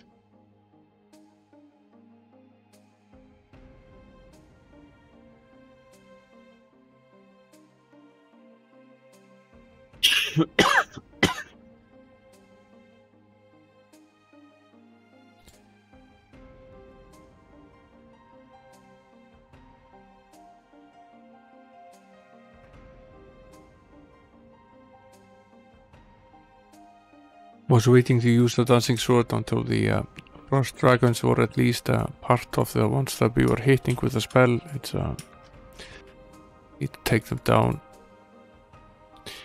Now the advantage of fighting the dragons is that they leave a lot of golden gems, so at least our return from the fight is pretty good.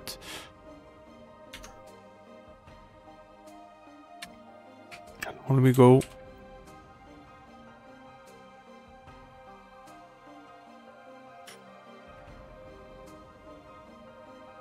This is a long hall here. There's a battle here in the middle of this long hall.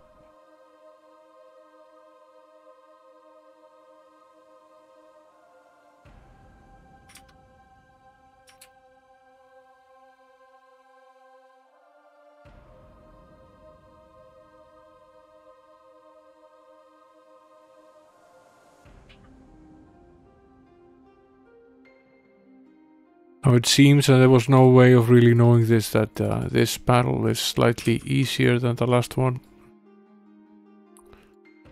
We were attacked while sleeping, so I will awake the rest of the crew here. And I will try to take down the slasher before he murders everyone in the crew.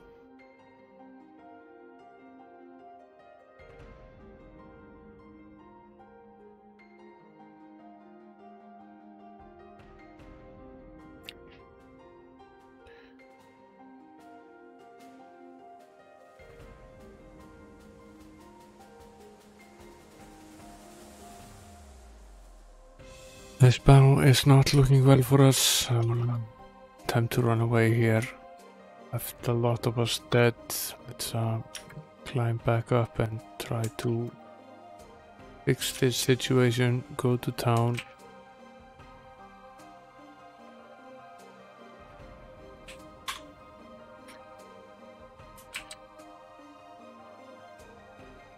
We will head over to Zanzibar. Go away.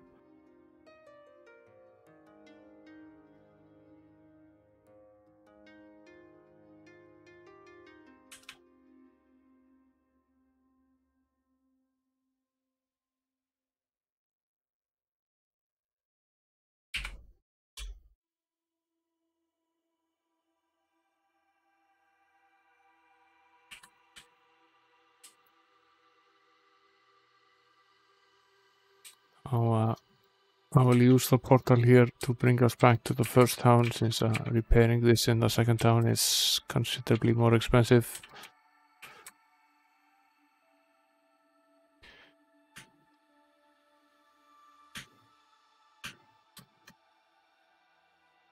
So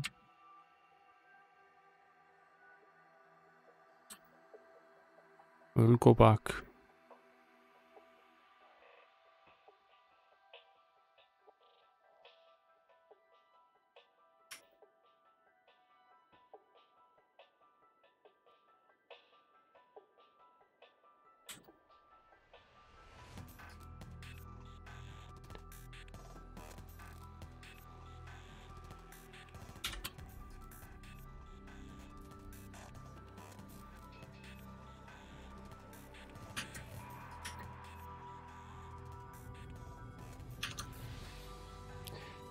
I'm curious whether we can actually use the teleport spell here and simply go forward some 8 squares. Yes, we can. And this would suggest that this particular dungeon is easier than the one that we just fought, so they have not been doing this in the correct order of difficulty. Oh, there are lots and lots of doors here, and these doors are labeled no half orcs. Almost all of them. This one is not. Let's try this one first.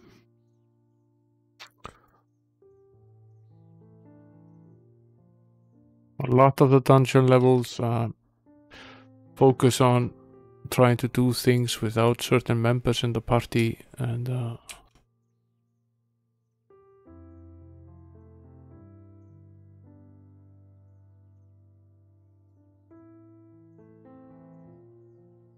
often that isn't a requirement until late in the level. We don't necessarily have to leave all of them behind all the time. As I found out in the last dungeon, we spent a pretty long time without the cleric, where in fact it was only basically 1 or 2 squares where we needed to access something without the cleric.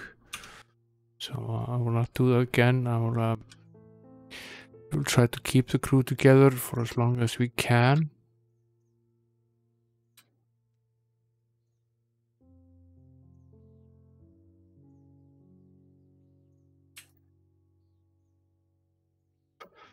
Here's another door.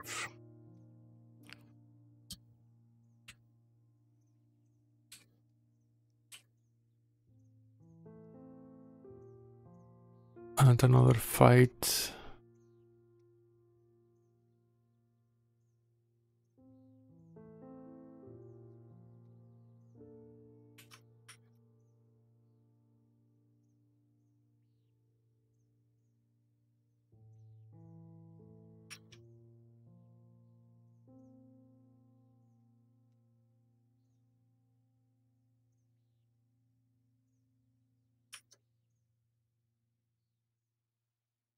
Not good to get attacked while sleeping here.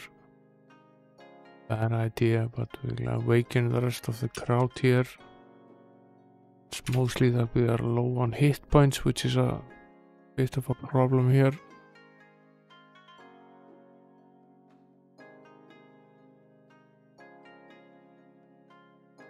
We won't be able to cast many spells, and there are quite a few of the barbarians remaining here.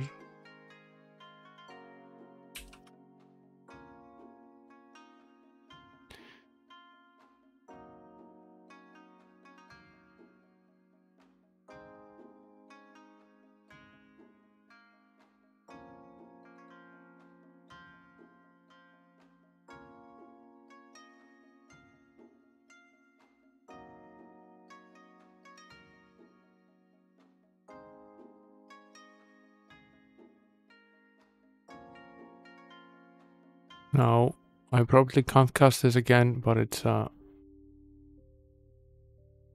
basically leaves the disintegration spell. I can't cast that either. I have no spell points left, so that will certainly make things more difficult for us. Still 19 of them left.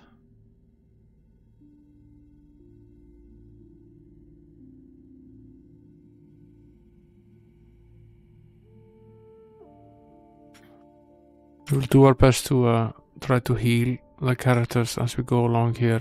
And still 17 of these left, and we are starting to look pretty damaged.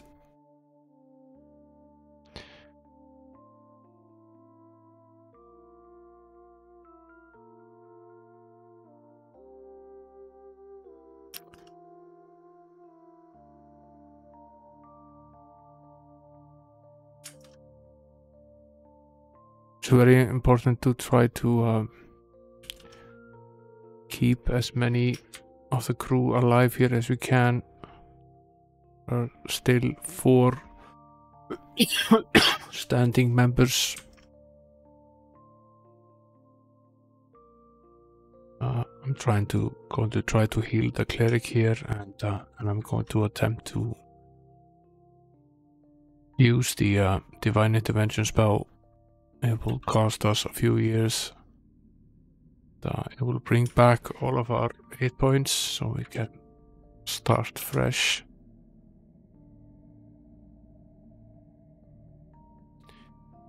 Should be fairly able to get rid of them here after doing that. Yes, we survive, gain 70,000 experience points.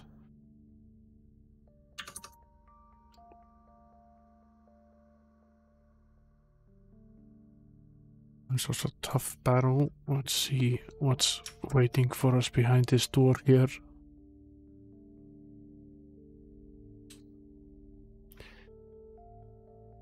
Another battle. This is one of these long rounds of battles that the game provides you with before finding something. I'm not sure whether the point is to make sure that you don't finish this too early on in the game, or whether it's just the game's way of making things a little bit more difficult for us, but the game does this often.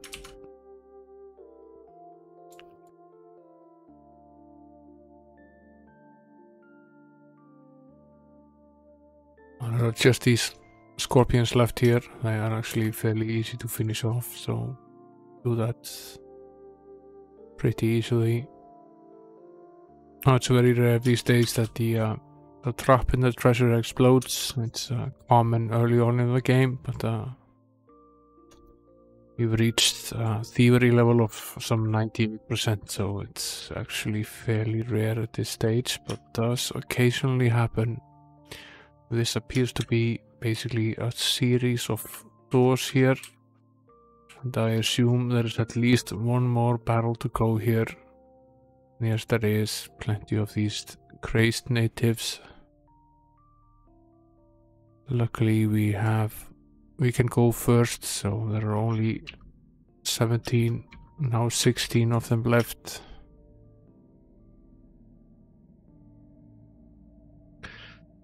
And we will have to wait until they, while they frenzy and basically explode, taking us potentially with them, but there aren't enough of them here and we are too well protected. So we can plow them down here.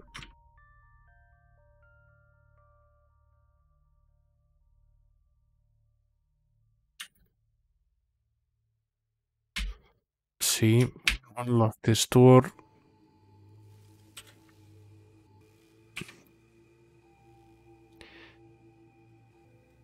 Ten slashes and 7 slashes and 23 coffin creeps. Now that might seem excessive, however, coffin creeps are undead, so we can get rid of all of them in a single spell, and we will do that right now.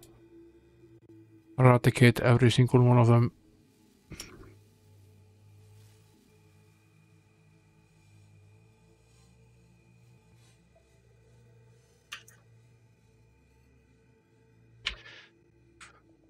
One more door to unlock here, and another winding turn here.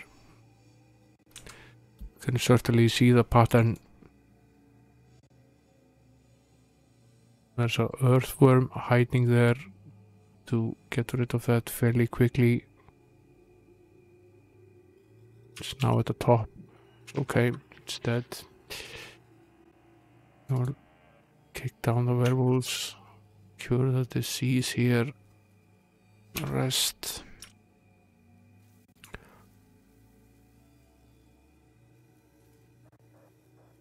So far, this is going okay.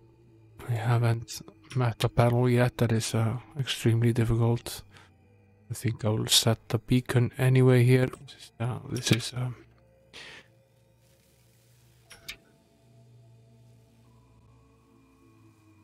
would not be fun to have to go through all of these encounters here again. As I've said a few times on this stream already, I will have every battle once. Not very interested in having all of them many times. Now instead of the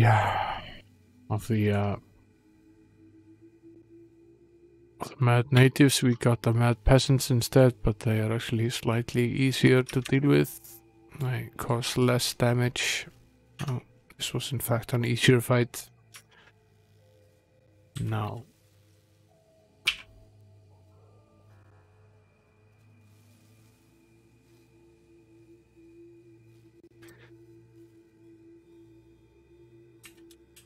We're getting to the end of the hallway here, and we should then be getting to the end of these endless encounters as well. And this one is at least difficult. Combination of various different monsters. I will use the Holy Word spell here to get rid of the Grey Walkers, and we'll beat down the Frost Dragons. And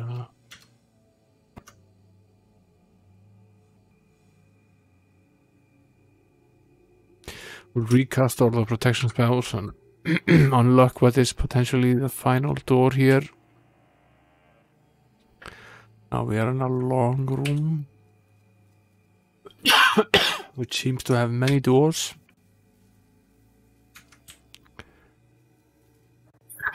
One of which I'm fairly sure said no half-orcs.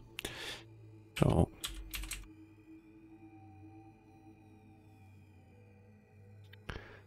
this apparently just goes in a circle.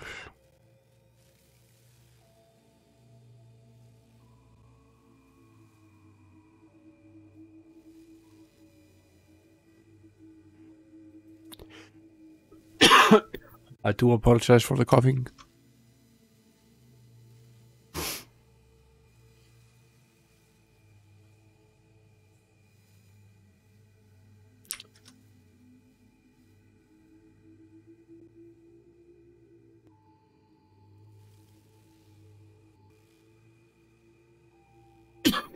Now the illusionist is dangerous in that he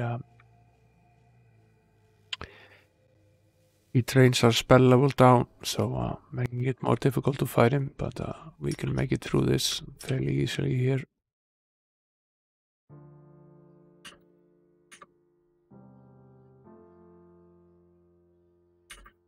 But as of right now, I don't really see the point of having had all of these battles here. This is all...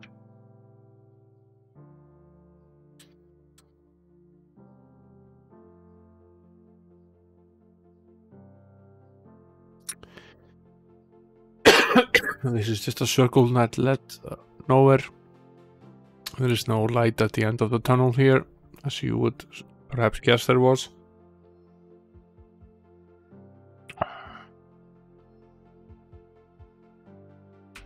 At least we're done with it. Now, this door is labeled. This one is not. This one is labeled, and this one is not. So it's tempting now to set the beacon and return to town, sell some of this stuff, and return.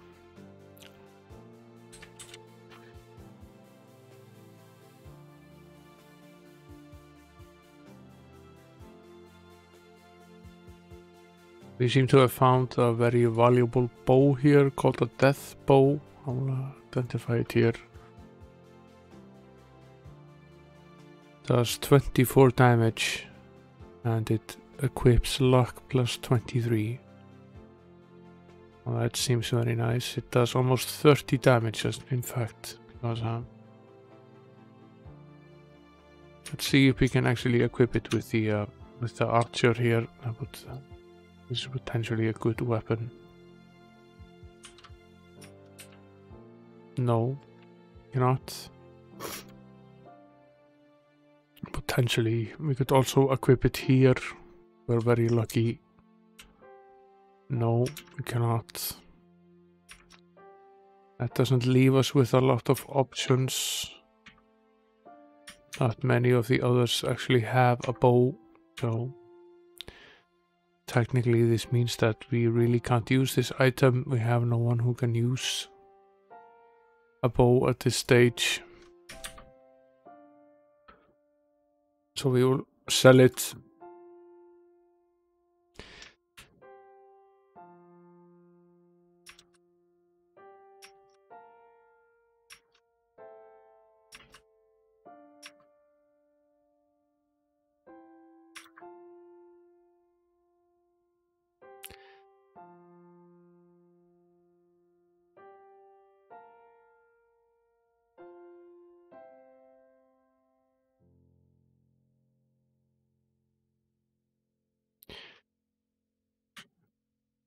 Let's go back.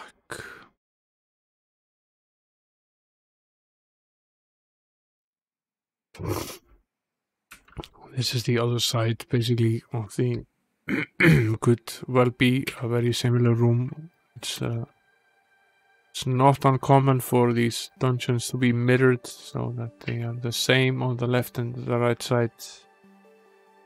So it's quite likely, actually, that we're walking into very similar amount of battles as we just had.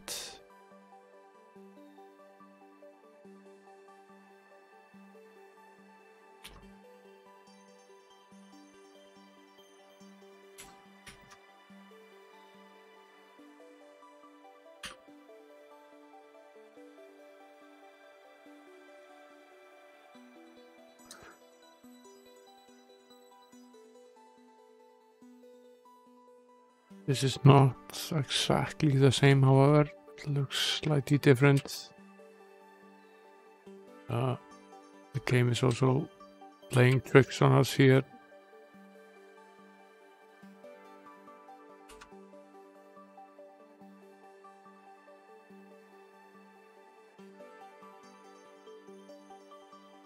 The door here, which we will start with, and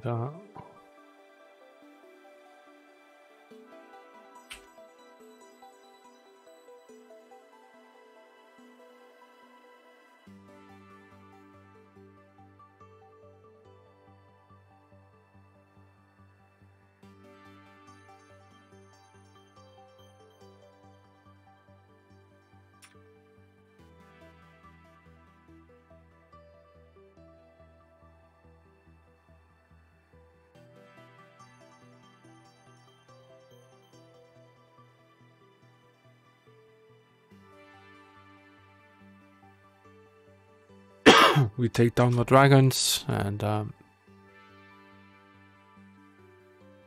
win a gold ring mail +6. Highly valuable item.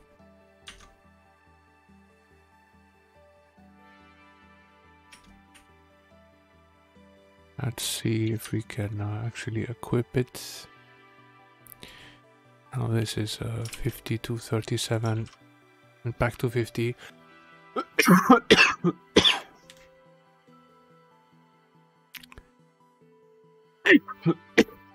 Again, apologize for the coughing. So the ring mail is here. Let's see what we can do here. The most valuable armor in the game is the gold armor. And the ring mail can be worn by mostly any character in the game, and the advantage of having this right now, this is the armor that he was equipped with, and it gives you the same armor class. However, the golden armor gives you a level bonus of +5, and it also brings you additional luck, so his luck is greatly increased and the level in which he fights is also greatly increased.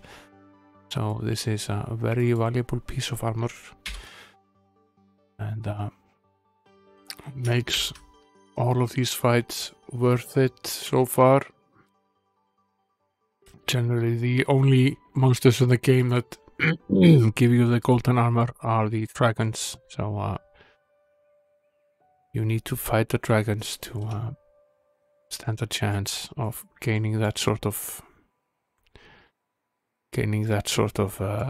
armor. And in fact, we found the armor that is on the frontmost characters in the Dragon's Cave, which is a high level dungeon in the game. And let's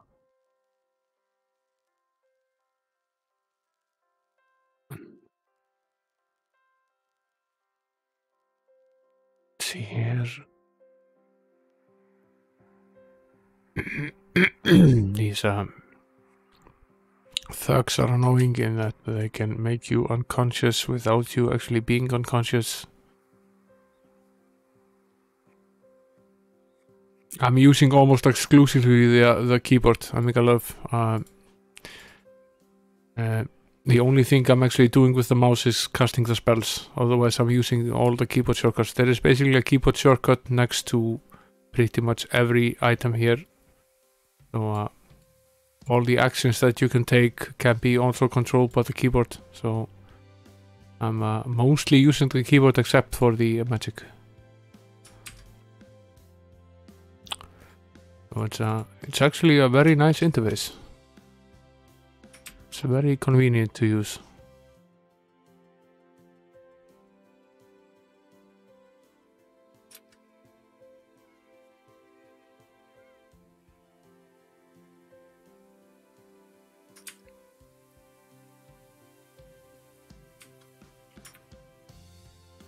I was so psyched about the new armor that I think we actually forgot to rest after the battle. So probably a good idea to do that now. Cast the protection spells as well. We were lucky to get out of this alive here. Could have gone worse.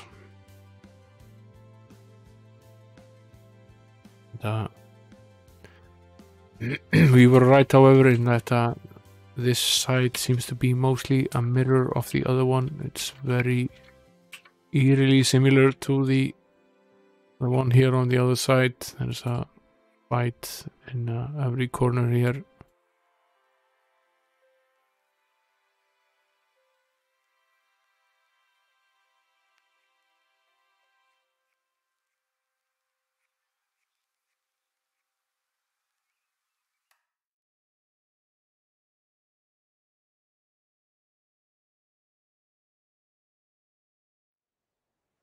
No, that's okay. We have magic, so that is, after all, the name of the game. It's really a game of might and magic. You have to have these capable brawlers at the front and the spellcasters at the back. The right combination of these two elements is what wins you the game eventually. And as you progress through the magical levels in the game, the spells become more and more powerful. Really the most powerful sorcerer spell in the game is this dancing sword spell, because it does a lot of damage to a great deal of monsters at the same time. So it is essentially the best spell in the game. The only drawback, and there is always a drawback, is that it also uses a lot of spell points, so you have to rest all the time to be able to cast it as many times as you might need to in a difficult battle.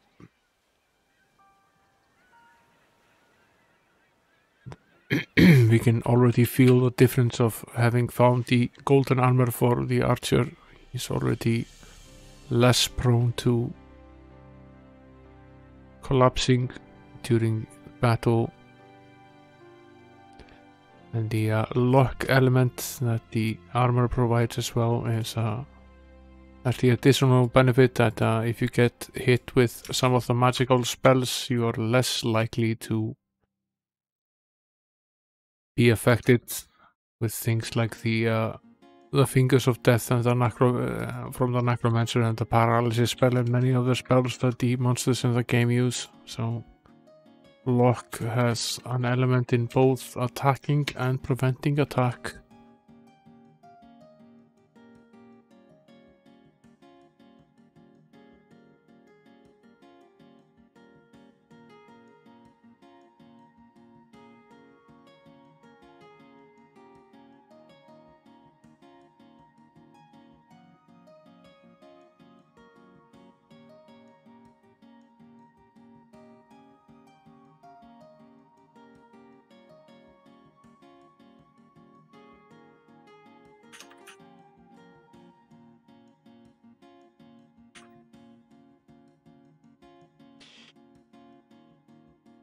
We are making slow progress here, but pretty sure progress as well. We are making our way through here.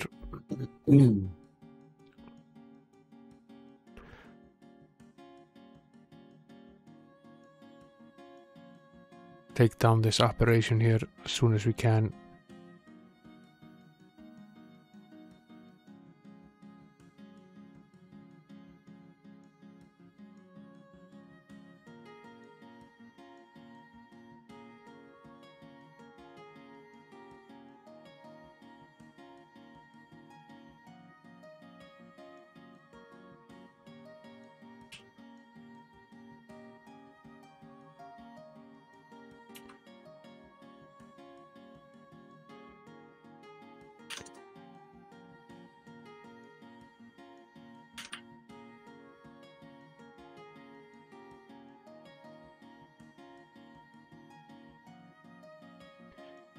One more door remains here on this particular path until we make it back to the Great Hall. And a bunch of demon soldiers and some thug leaders here. Strong. These strong monsters.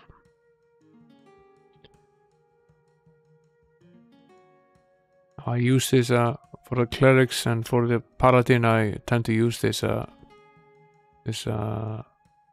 Deadly Swarm spell, which affects at least 10 monsters and does quite a bit of damage.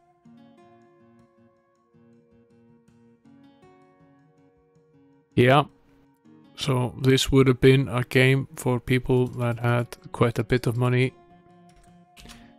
Yeah, this game did come out in 2 versions. There was the black and white version, which I originally played, and this color version, which was meant for the Mac 2.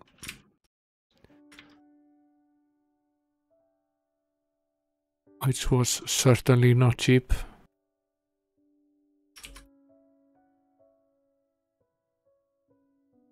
And even the Mac SE that my dad had that I used to originally play this game was actually still a fairly expensive machine. It was by no means a cheap machine. Even though it was only a 68K machine, it was not a 68 or 30 machine like the Mac 2 was.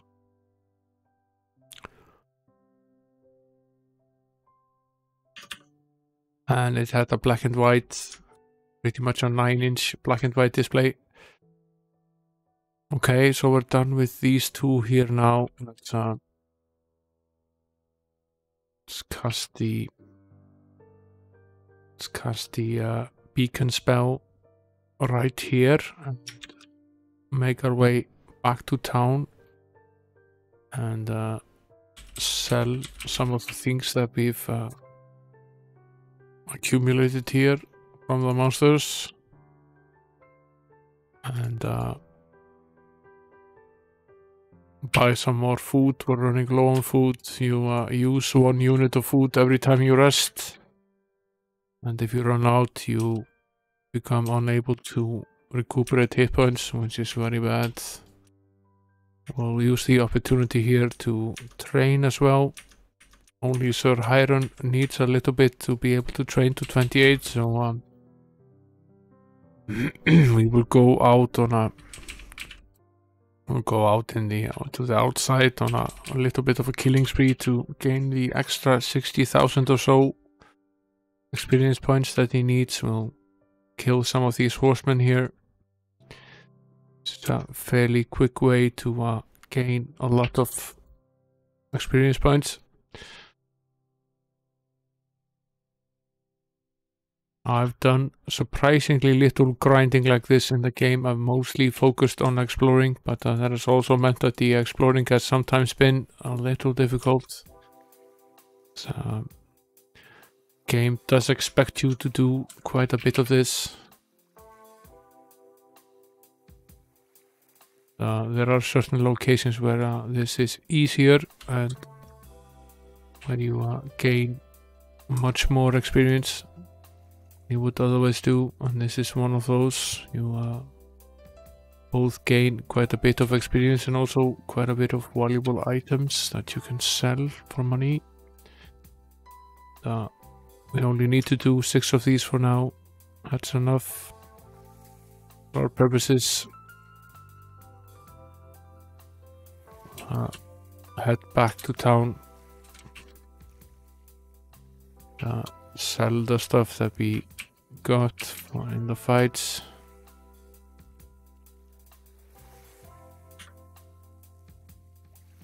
And go to the training grounds and finish leveling up.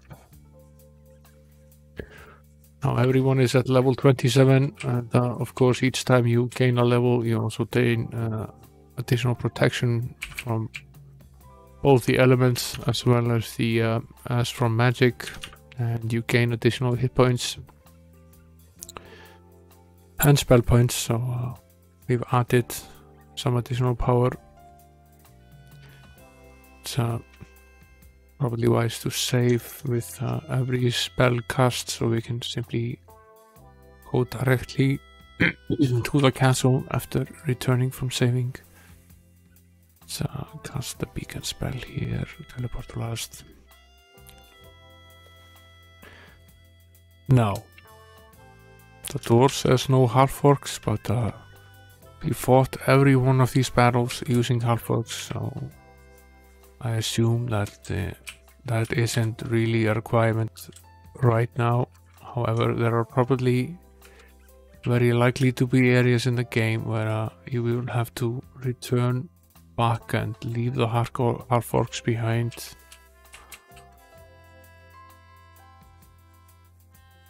Now we find ourselves in a battle with 100 lepers, and start with treating them with magic. They will go down pretty quickly using magic, but they are surprisingly resilient.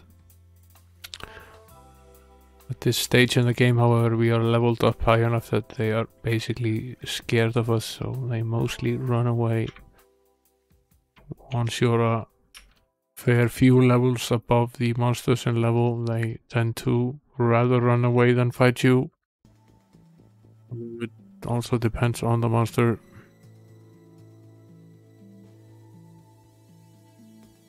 We will eventually run out of spell points, and at that point we will basically have to roll them down here. Half of them will run away, and we will basically slash down the rest of them.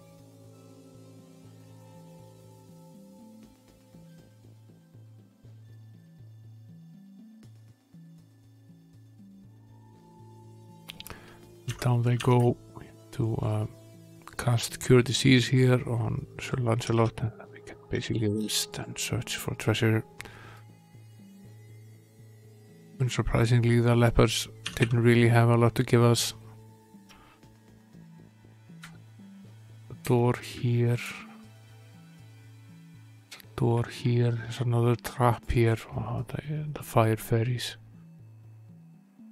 So annoying. I will run away because the fairies are one of very few monsters in the game that I'm really don't want to fight. They have this annoying habit of stealing your gems, and you need the gems in the game to be able to cast magic, so you have no real protection from that. If they manage to steal your gems, they are in a position where you just lose the gems, and they are hard to you can farm them in some places in the game, but it takes a lot of time and it isn't worth the effort, so I would rather just skip having those fights if you can.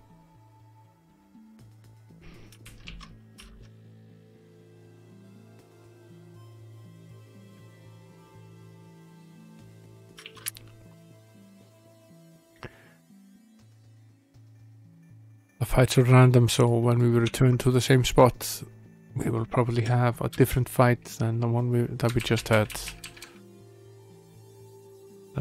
We need to have this fight here as well. I forgot there was a fight here in the center of the square.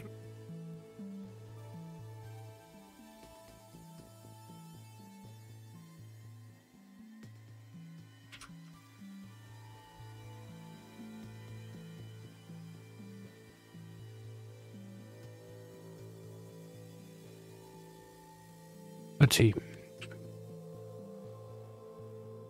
Yes, this is a much different fight. Some vampires and some mummies. A very much a winnable fight.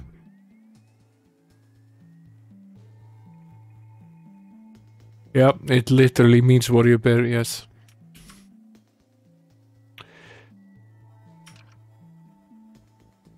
And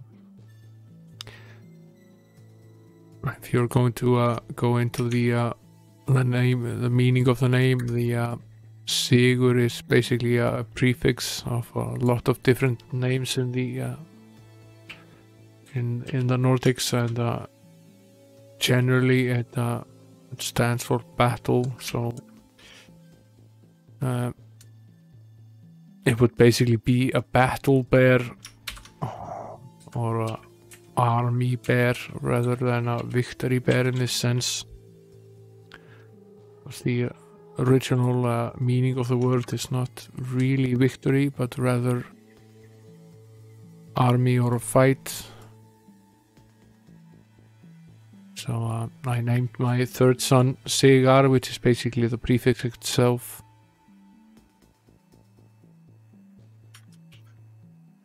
Now these are difficult here. I assume there's something to be gained by this fight. Quite a few of them here. 40 of them, which is an alarmingly high number. I might even cast the power shield here from the sorcerer, which I very rarely do, because we have to somehow make it through this fight without dying.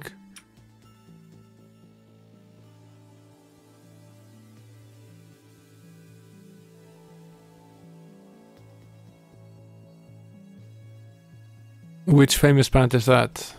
Sigur Rós.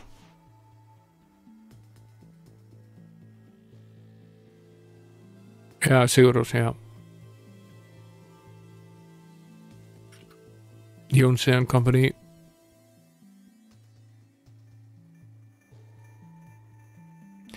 Yeah, they definitely make different music. It's not quite like anything else. Quite like them, particularly if you're in a certain kind of mood.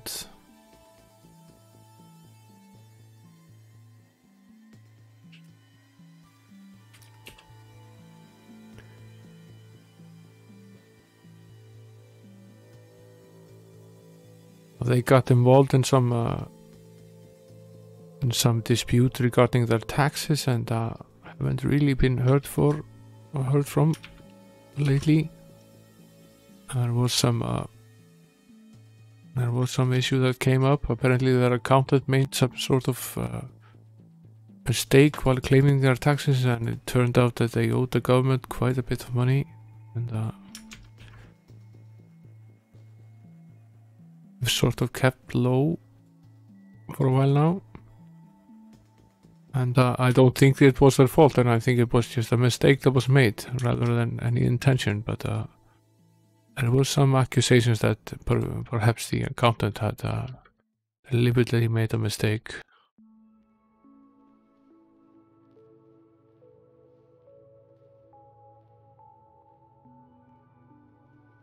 Although I have no idea whether that's true or not.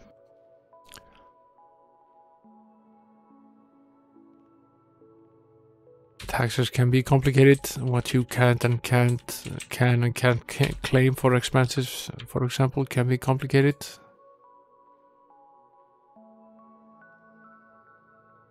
This is a much easier battle than the one before. Perhaps just randomized. Yeah, thanks Amiga Love. Thanks for coming. Nice to see you. I'll hope to catch you here again. Have a nice night, dude.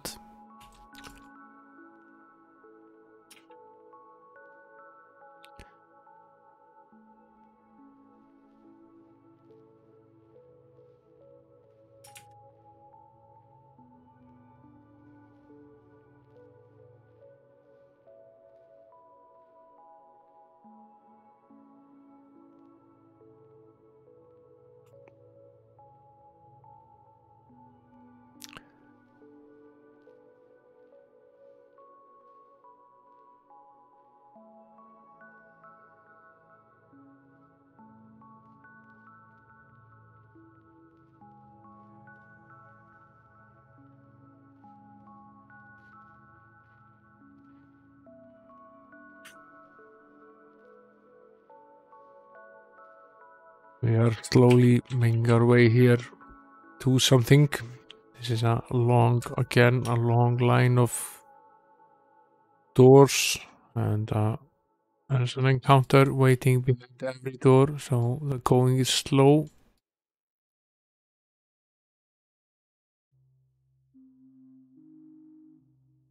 I should probably at some point set the beacon spell, so in case we have to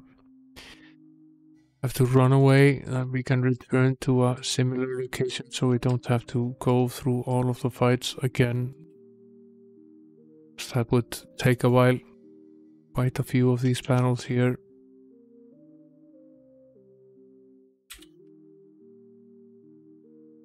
It's a good thing we stocked up on food before leaving Middlegate. You know, we've already rested 10 times here, and we're nowhere near the end of this.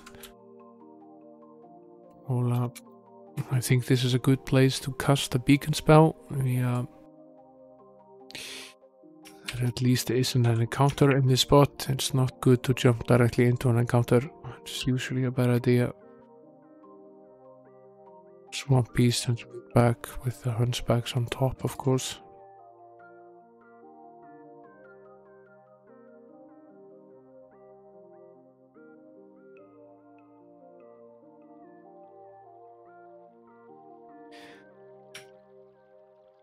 Oh, it is certainly at an advantage at this point how many magical spells we can cast, which do a great number of damage to a long list of different monsters. So in the first round of battle we can basically do enough damage to bring down 60% of the monsters that we are fighting at the cost of wasting a lot of spell points, but still we often end up victorious.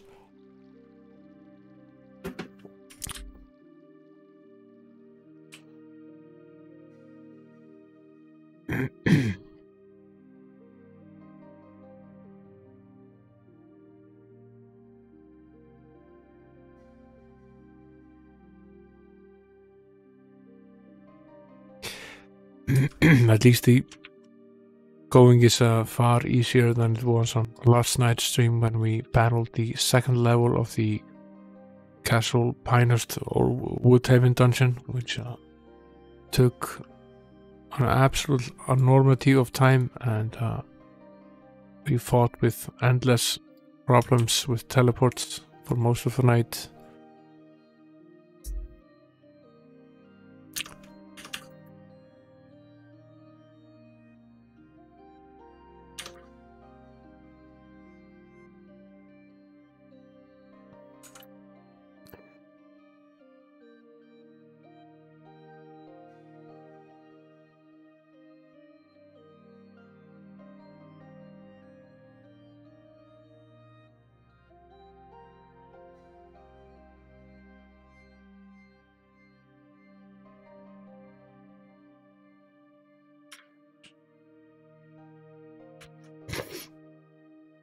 Does occasionally hurt us that Sir Hiron does not have a ranged weapon, so when he's not in front of the party, he can't be used as a fighter. Can be negative that he isn't, but we also gain quite a bit by using the slot that we would otherwise be using for the ranged weapon for another item. So we will have to deal with those consequences. We have to very careful what we spend these slots on. We're out of spell points here now for the archer, but the mage still has quite a number. However, the Pegasus is also mostly immune, so we'll kick him down using melee weapons. Now at least we are finding a decent amount of gold for some of these, so we probably aren't hemorrhaging money at the rate we were earlier. Now this sign reads no barbarians, and we are lucky enough that we have no barbarians here, so but I will set a beacon anyway.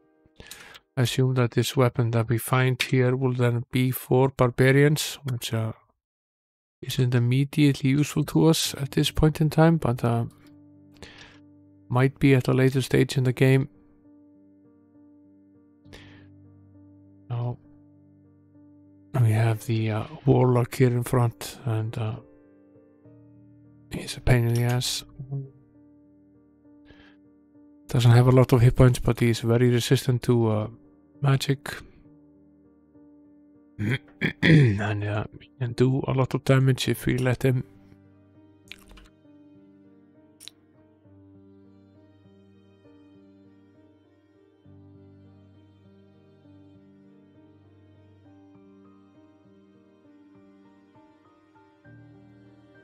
Luckily, his disintegration spell has not worked very well on the party, but he might not be so lucky forever, so we'll try to get rid of as many of them as we can here. Problem is that the dinosaur keeps moving to the front, and many of the characters can only fight the monsters that are at the front. So we were unlucky now. He managed to eradicate the robber, which is a condition that we cannot fix without going back to town. So our only option here is to get rid of the warlock here, and simply using someone other than the robber to open the chest, probably the knight. The chest will explode because he's not able to disarm the trap, so it will basically explode in our face. But we are fairly well equipped to handle the damage.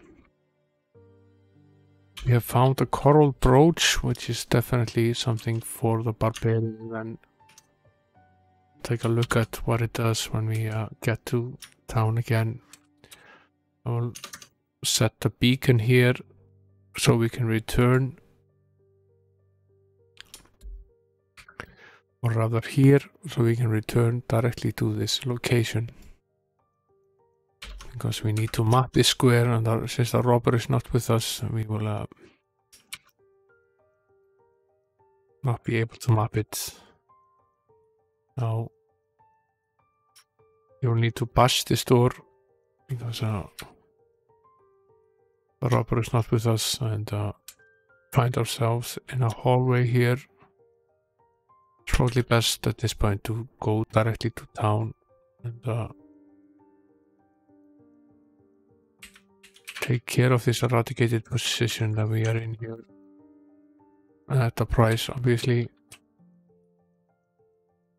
Sell some of this stuff here. Care not to sell the coral brooch that we found here. Probably with the... Yes, it's with the hireling. Let's trade these items up here. I will trade the brooch with the paladin and we will identify it. Might plus 15 for the barbarian, okay. Basically a class only item. Now there is a hireling barbarian in the game, so we can potentially use it with him. I don't know if he's actually here. Oh, he's not. Not sure if any of these guys here are barbarians. I don't think they are. Oh, what? I forget where Droke is. It's likely that it's actually at...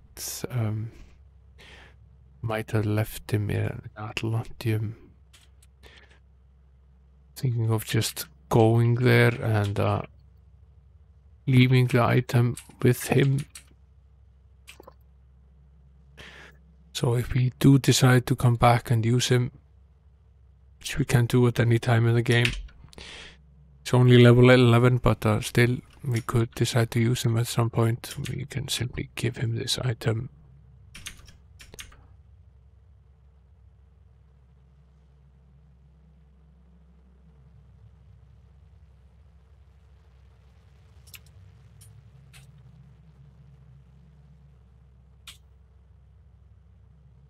We'll take it with us to Middlegate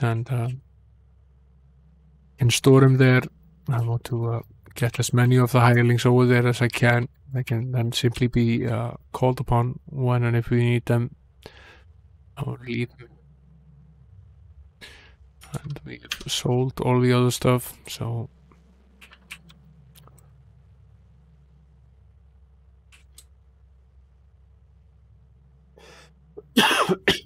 I might buy more food. It's cheap, but never know when you might need more food. Let's use the beacon. Travel directly back to our previous location. Now we'll go out here again and we find ourselves here in the corridor. We'll start by going in this direction here. It's good to have set the location there so we don't have to have all of these fights again. And as I've done throughout the entire game, I check every wall. Everybody's always picking on me because I'm stupid as an orc, so I'll trade what I got for what you got, okay? Okay, so this is very likely to be a trait of intellect with might.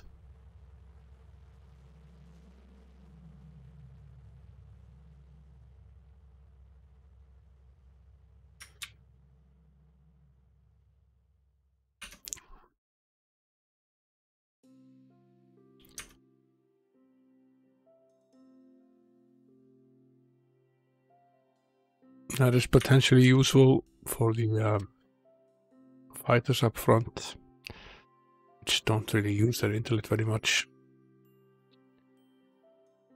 So what happens here? It reduces personality and bases might instead. I have a snapshot that I took here earlier.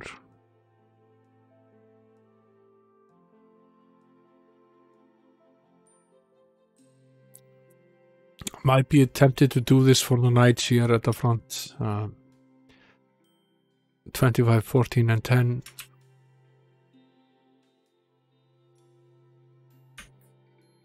(28, 9 and 10). So you basically trade, you get 1 might point for 2 points of the other. It's still a fairly fair fight. We haven't zeroed them completely, and gained a little bit of might, so I would say this is probably a worthwhile tune-up here for these characters, but not for anyone else. I won't do this, for example, with the Paladin. He's already at 12, which I find to be pretty low, although his main skill is basically personality and might. I would still not like to lower his intellect more, and William Tell is a sorcerer as well, and he uses his intellect for the spell points. And I won't do it with the robber either. It's not a good idea. I will cast the protection spells again here. And we will move down the other corridor here. We have still not come to the point where we aren't allowed to have any half-orcs. That has not been a problem so far.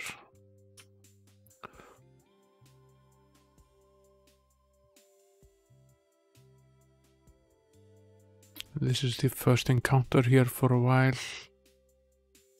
but a decently difficult one at that. These demon soldiers are not to be fiddled with, they're dangerous. There are quite a few of them, but we are well protected, so let's see if we can make it through. Use all the magic that we can. Remove their hit points. Yeah, CP is a contraction. It's generally what people call me. It's generally my nickname, although I find myself using my name rather. Because, yeah, CP is a fairly common nickname, so it's often taken. And I assume you have a similar problem with the Longshanks. I've seen you're using both Longshanks 6 and 7. I assume that's because it's a fairly popular nickname. And no one is using Sylvan L. So I'm safe with that. No one has taken that away from me. And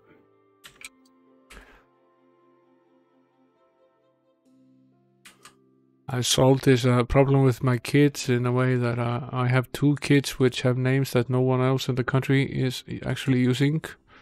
So they won't have any problems with their nicknames or their names in general.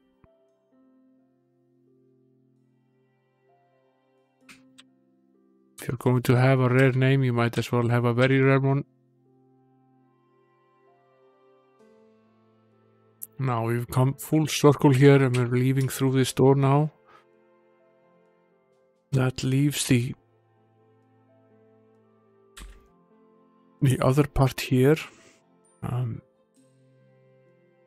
Somewhat attempted to save again here, set a beacon here and return back to town to save our position. We never know when we end up in a fight that we can't win. Of course we have a of these coral brooches, which we really don't need.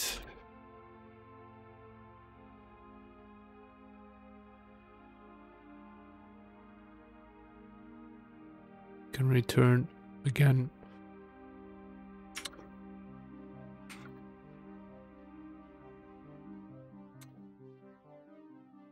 As before, this is basically a mirror image of the last one, except we now enter into the other part, and again there is a hidden room here, which is definitely an encounter. A giant coin slot is labeled insert gold here. Do you? Sure. Okay, this is the gold for experience trait.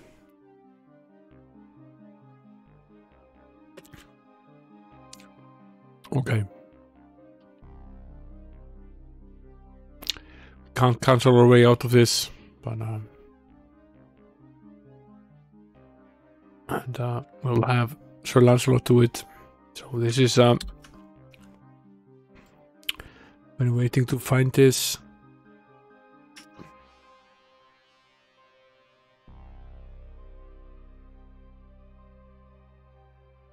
Using this, you can basically do a one-to-one gold to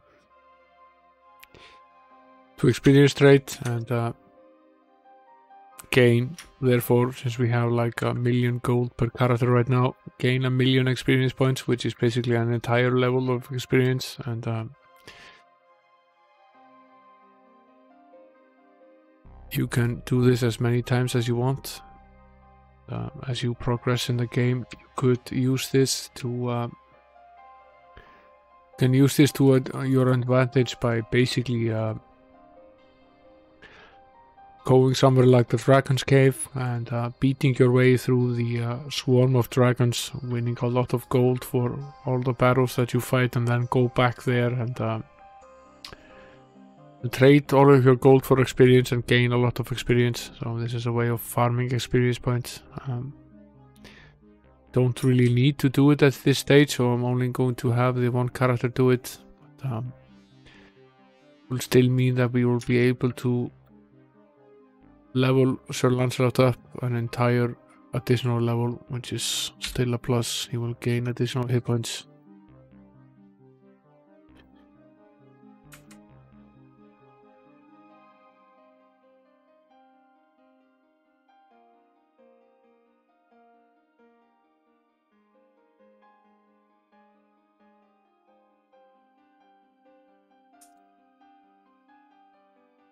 I told one bad orc joke to many and Lord Slayer threw me in the dungeon. I worked some rough rooms, but this is ridiculous. But seriously folks, I can send you to Woodhaven dungeon just for the halibut.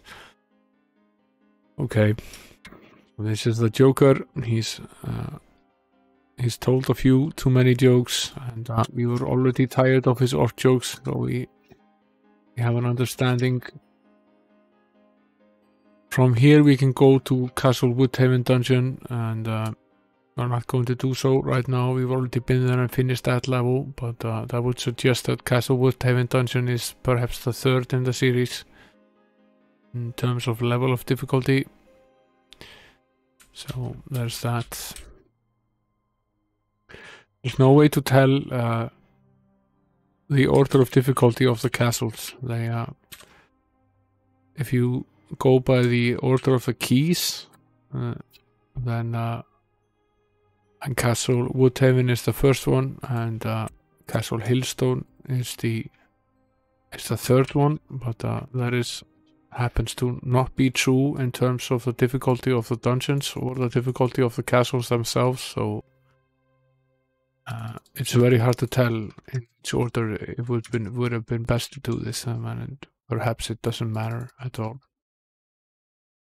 This dungeon does appear to be quite a bit easier than the one that we just fought earlier.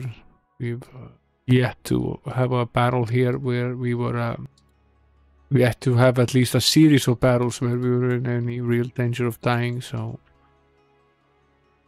for example, this one, which was still very difficult, we made it out alive and no one died. So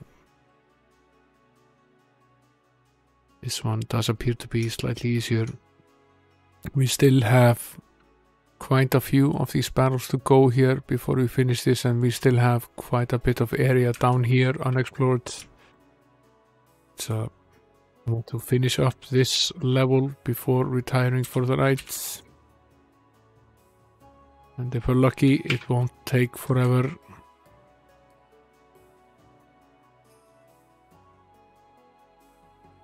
The Strangler is nasty, but we are lucky he's on top, so he will die fairly quickly. And the minor demon is just that, he's a minor demon, and we will beat him down.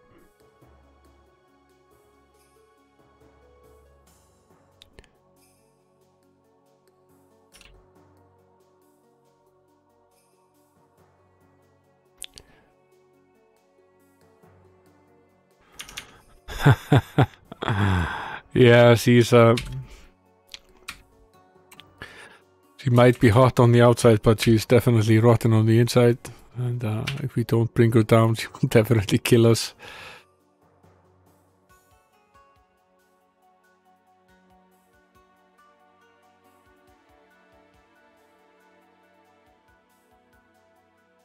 Now these court bowmen are, they do quite a bit of damage, but when there are not more of them than this, then it's not really much of a problem at this stage.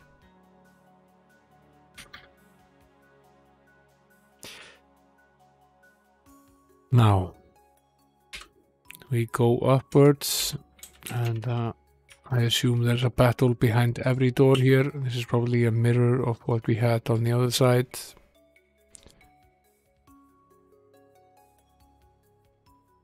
This one, at least, is not difficult. The mounted patrols are not all that difficult.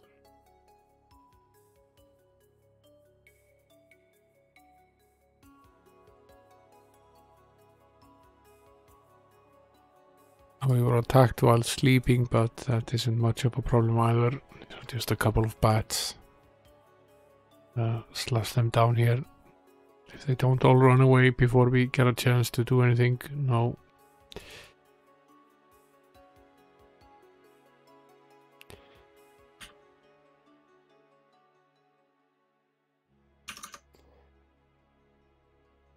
Down we go, next door.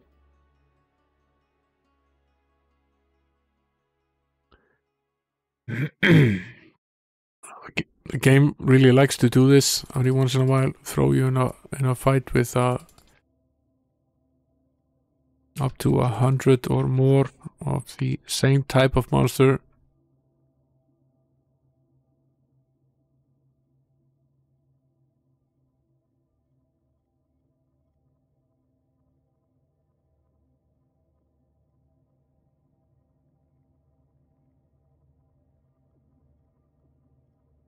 And in the early stages of the game, these are very difficult battles, but at this stage, it's basically just going through the motions. It's target practice.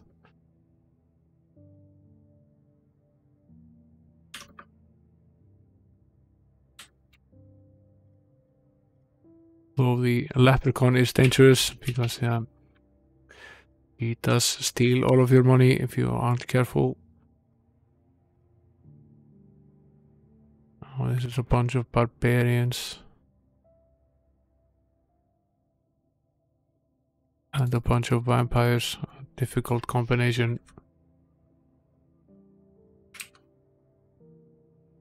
To bring down these vampires as quickly as we can. Start working on the variants.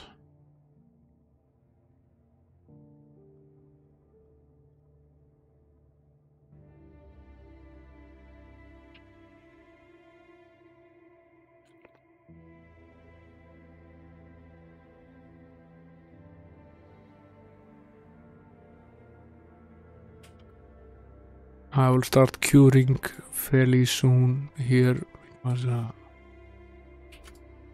there are still 20 of them left, and I do quite a bit of damage per turn, so we will have to watch our hit points here.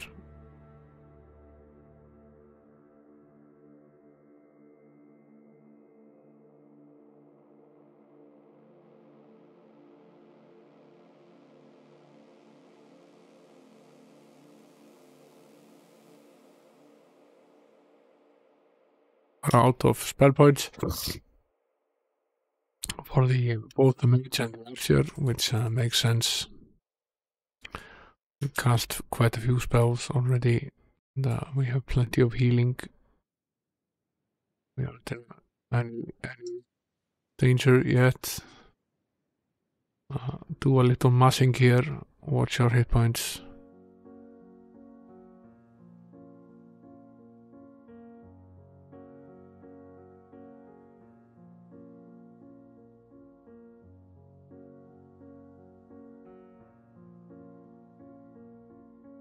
We get through.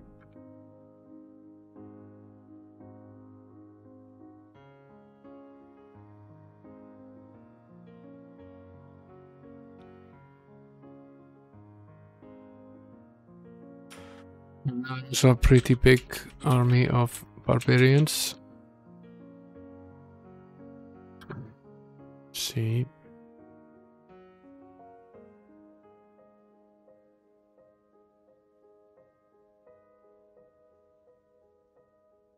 Want to take down these warlocks before we take down the demon soldiers, because the warlocks can and will cause a lot of damage if they actually manage to cast that spell. Demon soldiers are difficult, but in a different way.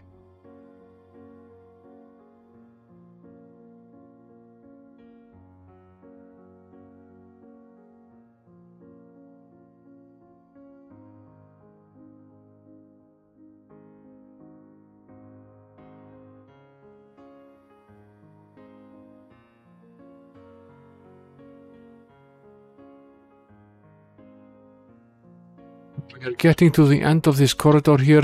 This one says no ninjas, so I assume there is an item for the ninja behind all of this. Now we don't have an active ninja in the party, but there are some hireling ninjas that we could potentially hire, so we will take the object and give it to one of the hireling ninjas in case we need to use them.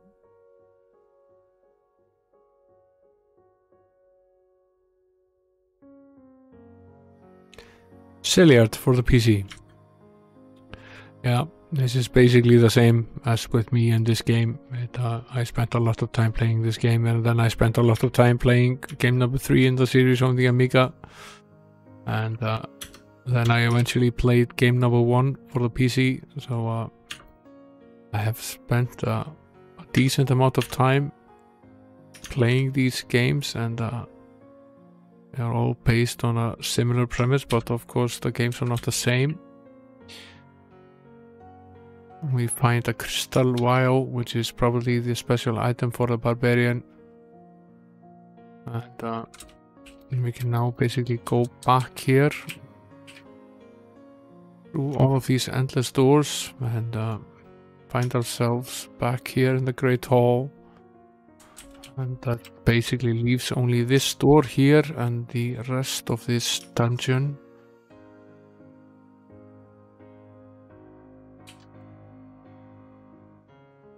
Now, this room is definitely an illusion, because there must be a way to access the rest of the dungeon.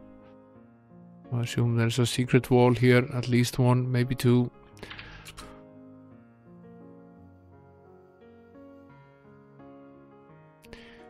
Beat down these ogres here.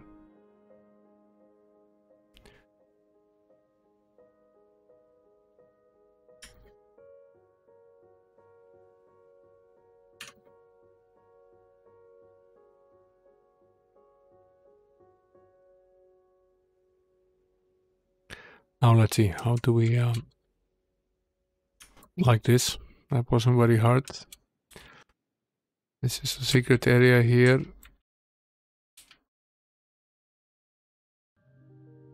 There's an encounter here, of course there is.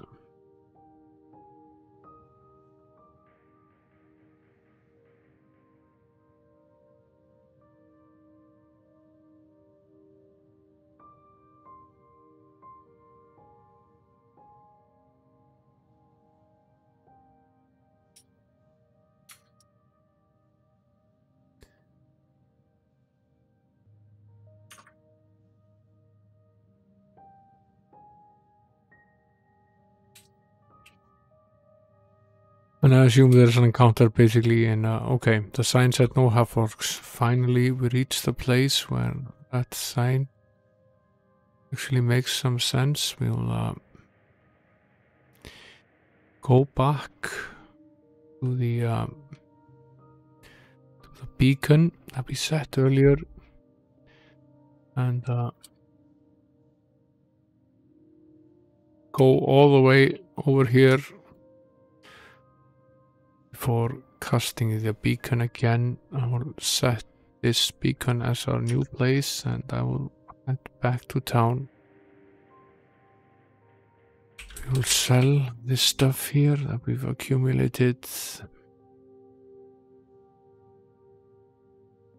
through all of these endless barrels.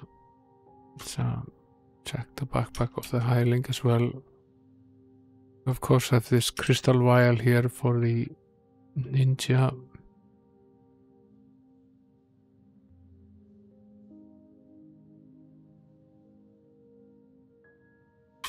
Sell this well here.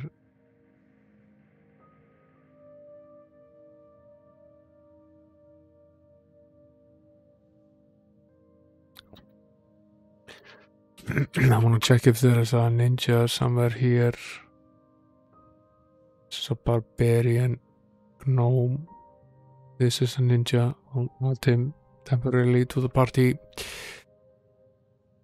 Yeah, game has pretty good names for most of the hirelings. This one is named Harakiri, Harikari, which is basically Harakiri. There was also a cleric that we used for a good while that was actually named Big Boutte, which was quite funny. And at one point in the game he also had 69 hit points, which was also very funny. So the game is has a sense of humor. We'll give it that. Yeah. The funniest thing is that the game named all of these characters like, oh, they have these great names. Now we can't have any half orcs, and that means that we can't bring Sir Lancelot. I think he might actually be the only half orc in the party. Very likely that he actually is. Yes, he is. So it's basically only the night that we have to leave here, and otherwise we can go back. And take whatever this benefits are only given once per moon phase. Okay, there is some benefit to be had here, which I'm not sure what it is. We'll figure that out later. The moon phase of Coron is 60 days, so you can basically go here every 60 days and receive this benefit again if you want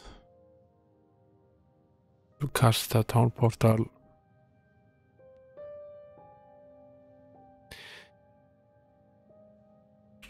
And go refetch the knight here. Now starts the endless reordering of characters.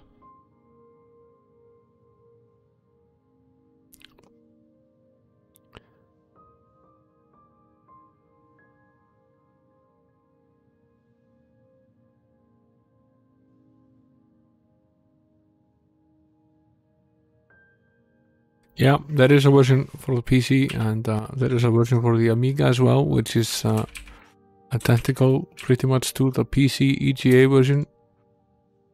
And there is an Apple II version. This game, the first game in the series, was originally programmed by a bedroom programmer on his Apple II, and was later ported to basically almost any possible system, including the C64 and many others. And version 3 of the game is also available on the Mac, the PC, and the Amiga, and this game is also available on pretty much any console you can think of. Any 8-bit, 16-bit, and even some of the 32-bit consoles have a version of this game. It was ported all over the place, quite popular, even on the Japanese consoles. So there's a long list of ports. And the Amiga version sadly suffers from the fact that it's mostly the same as the PC version. There is very little mouse use, and it's very keyboard based. And personally, I think that the graphics don't actually look as nice as on the Mac version. This is fairly multicolored, even though it's in a small display. So the Mac version of the game is certainly one of the prettier ones. And the interface is very interesting.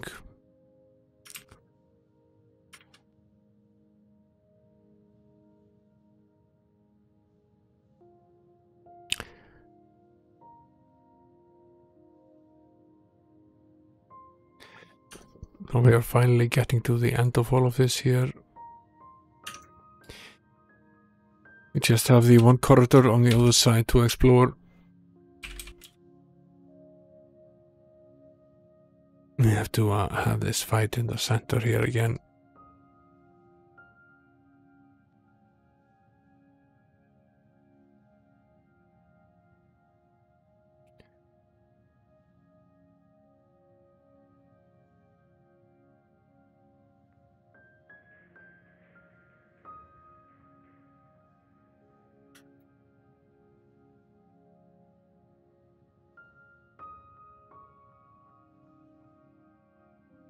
Yeah. Let's see, the image for one of the undead monsters in the game. There are maybe 10 or 11 different types of monsters, and then there are multiple subclasses of each type as well. So there is in fact a lot of different monsters in the game.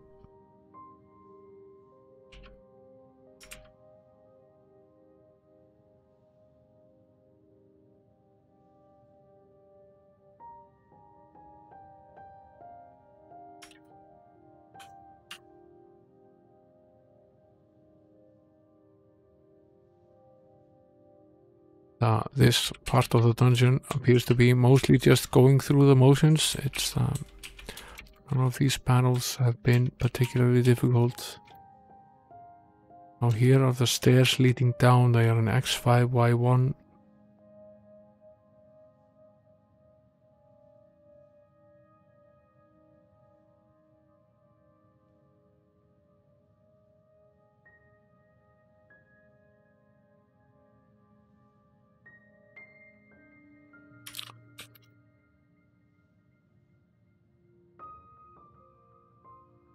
Yeah, you can. There is a big discount going on both the 6-pack and as well as the games 7, 8, and 9, which came out later. 9 probably the least attractive of the ones, and GOG has been selling these games for a while now. I have both of the packs. I have all 6 of the earlier games, and I also have the 2 or 3 later ones.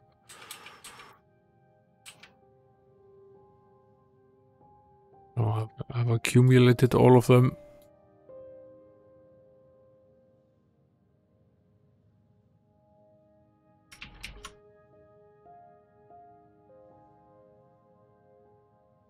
But I don't know how many of them I will actually play on stream. I might continue playing the 3rd game, and then probably on the Amiga itself.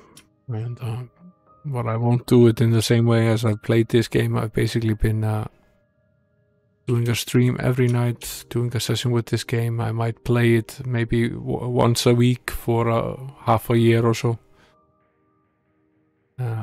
These games take a long time to finish, and not everyone is interested in a game like this. So if you aren't, then basically you will feel that you aren't welcome in the stream, which would be incorrect. I want to play a variety of different things. We are done with the first level of this particular dungeon, and then we've completed at least 2 of these tonight, which is good. It's solid progress, twice as much as we had yesterday.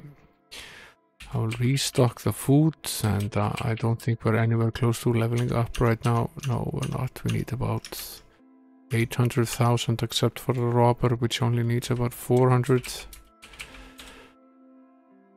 So we will sign into the inn here.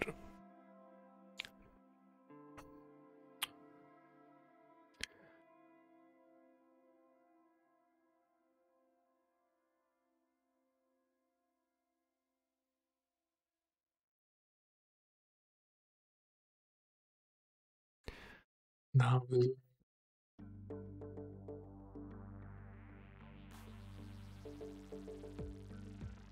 let's see here.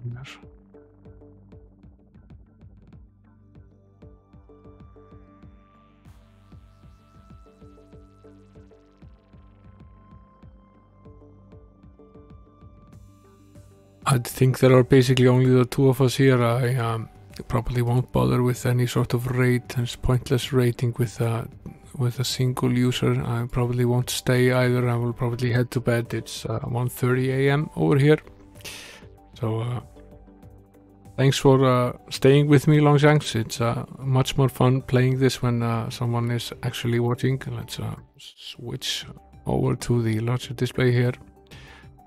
Thanks for coming. I hope to see you again soon.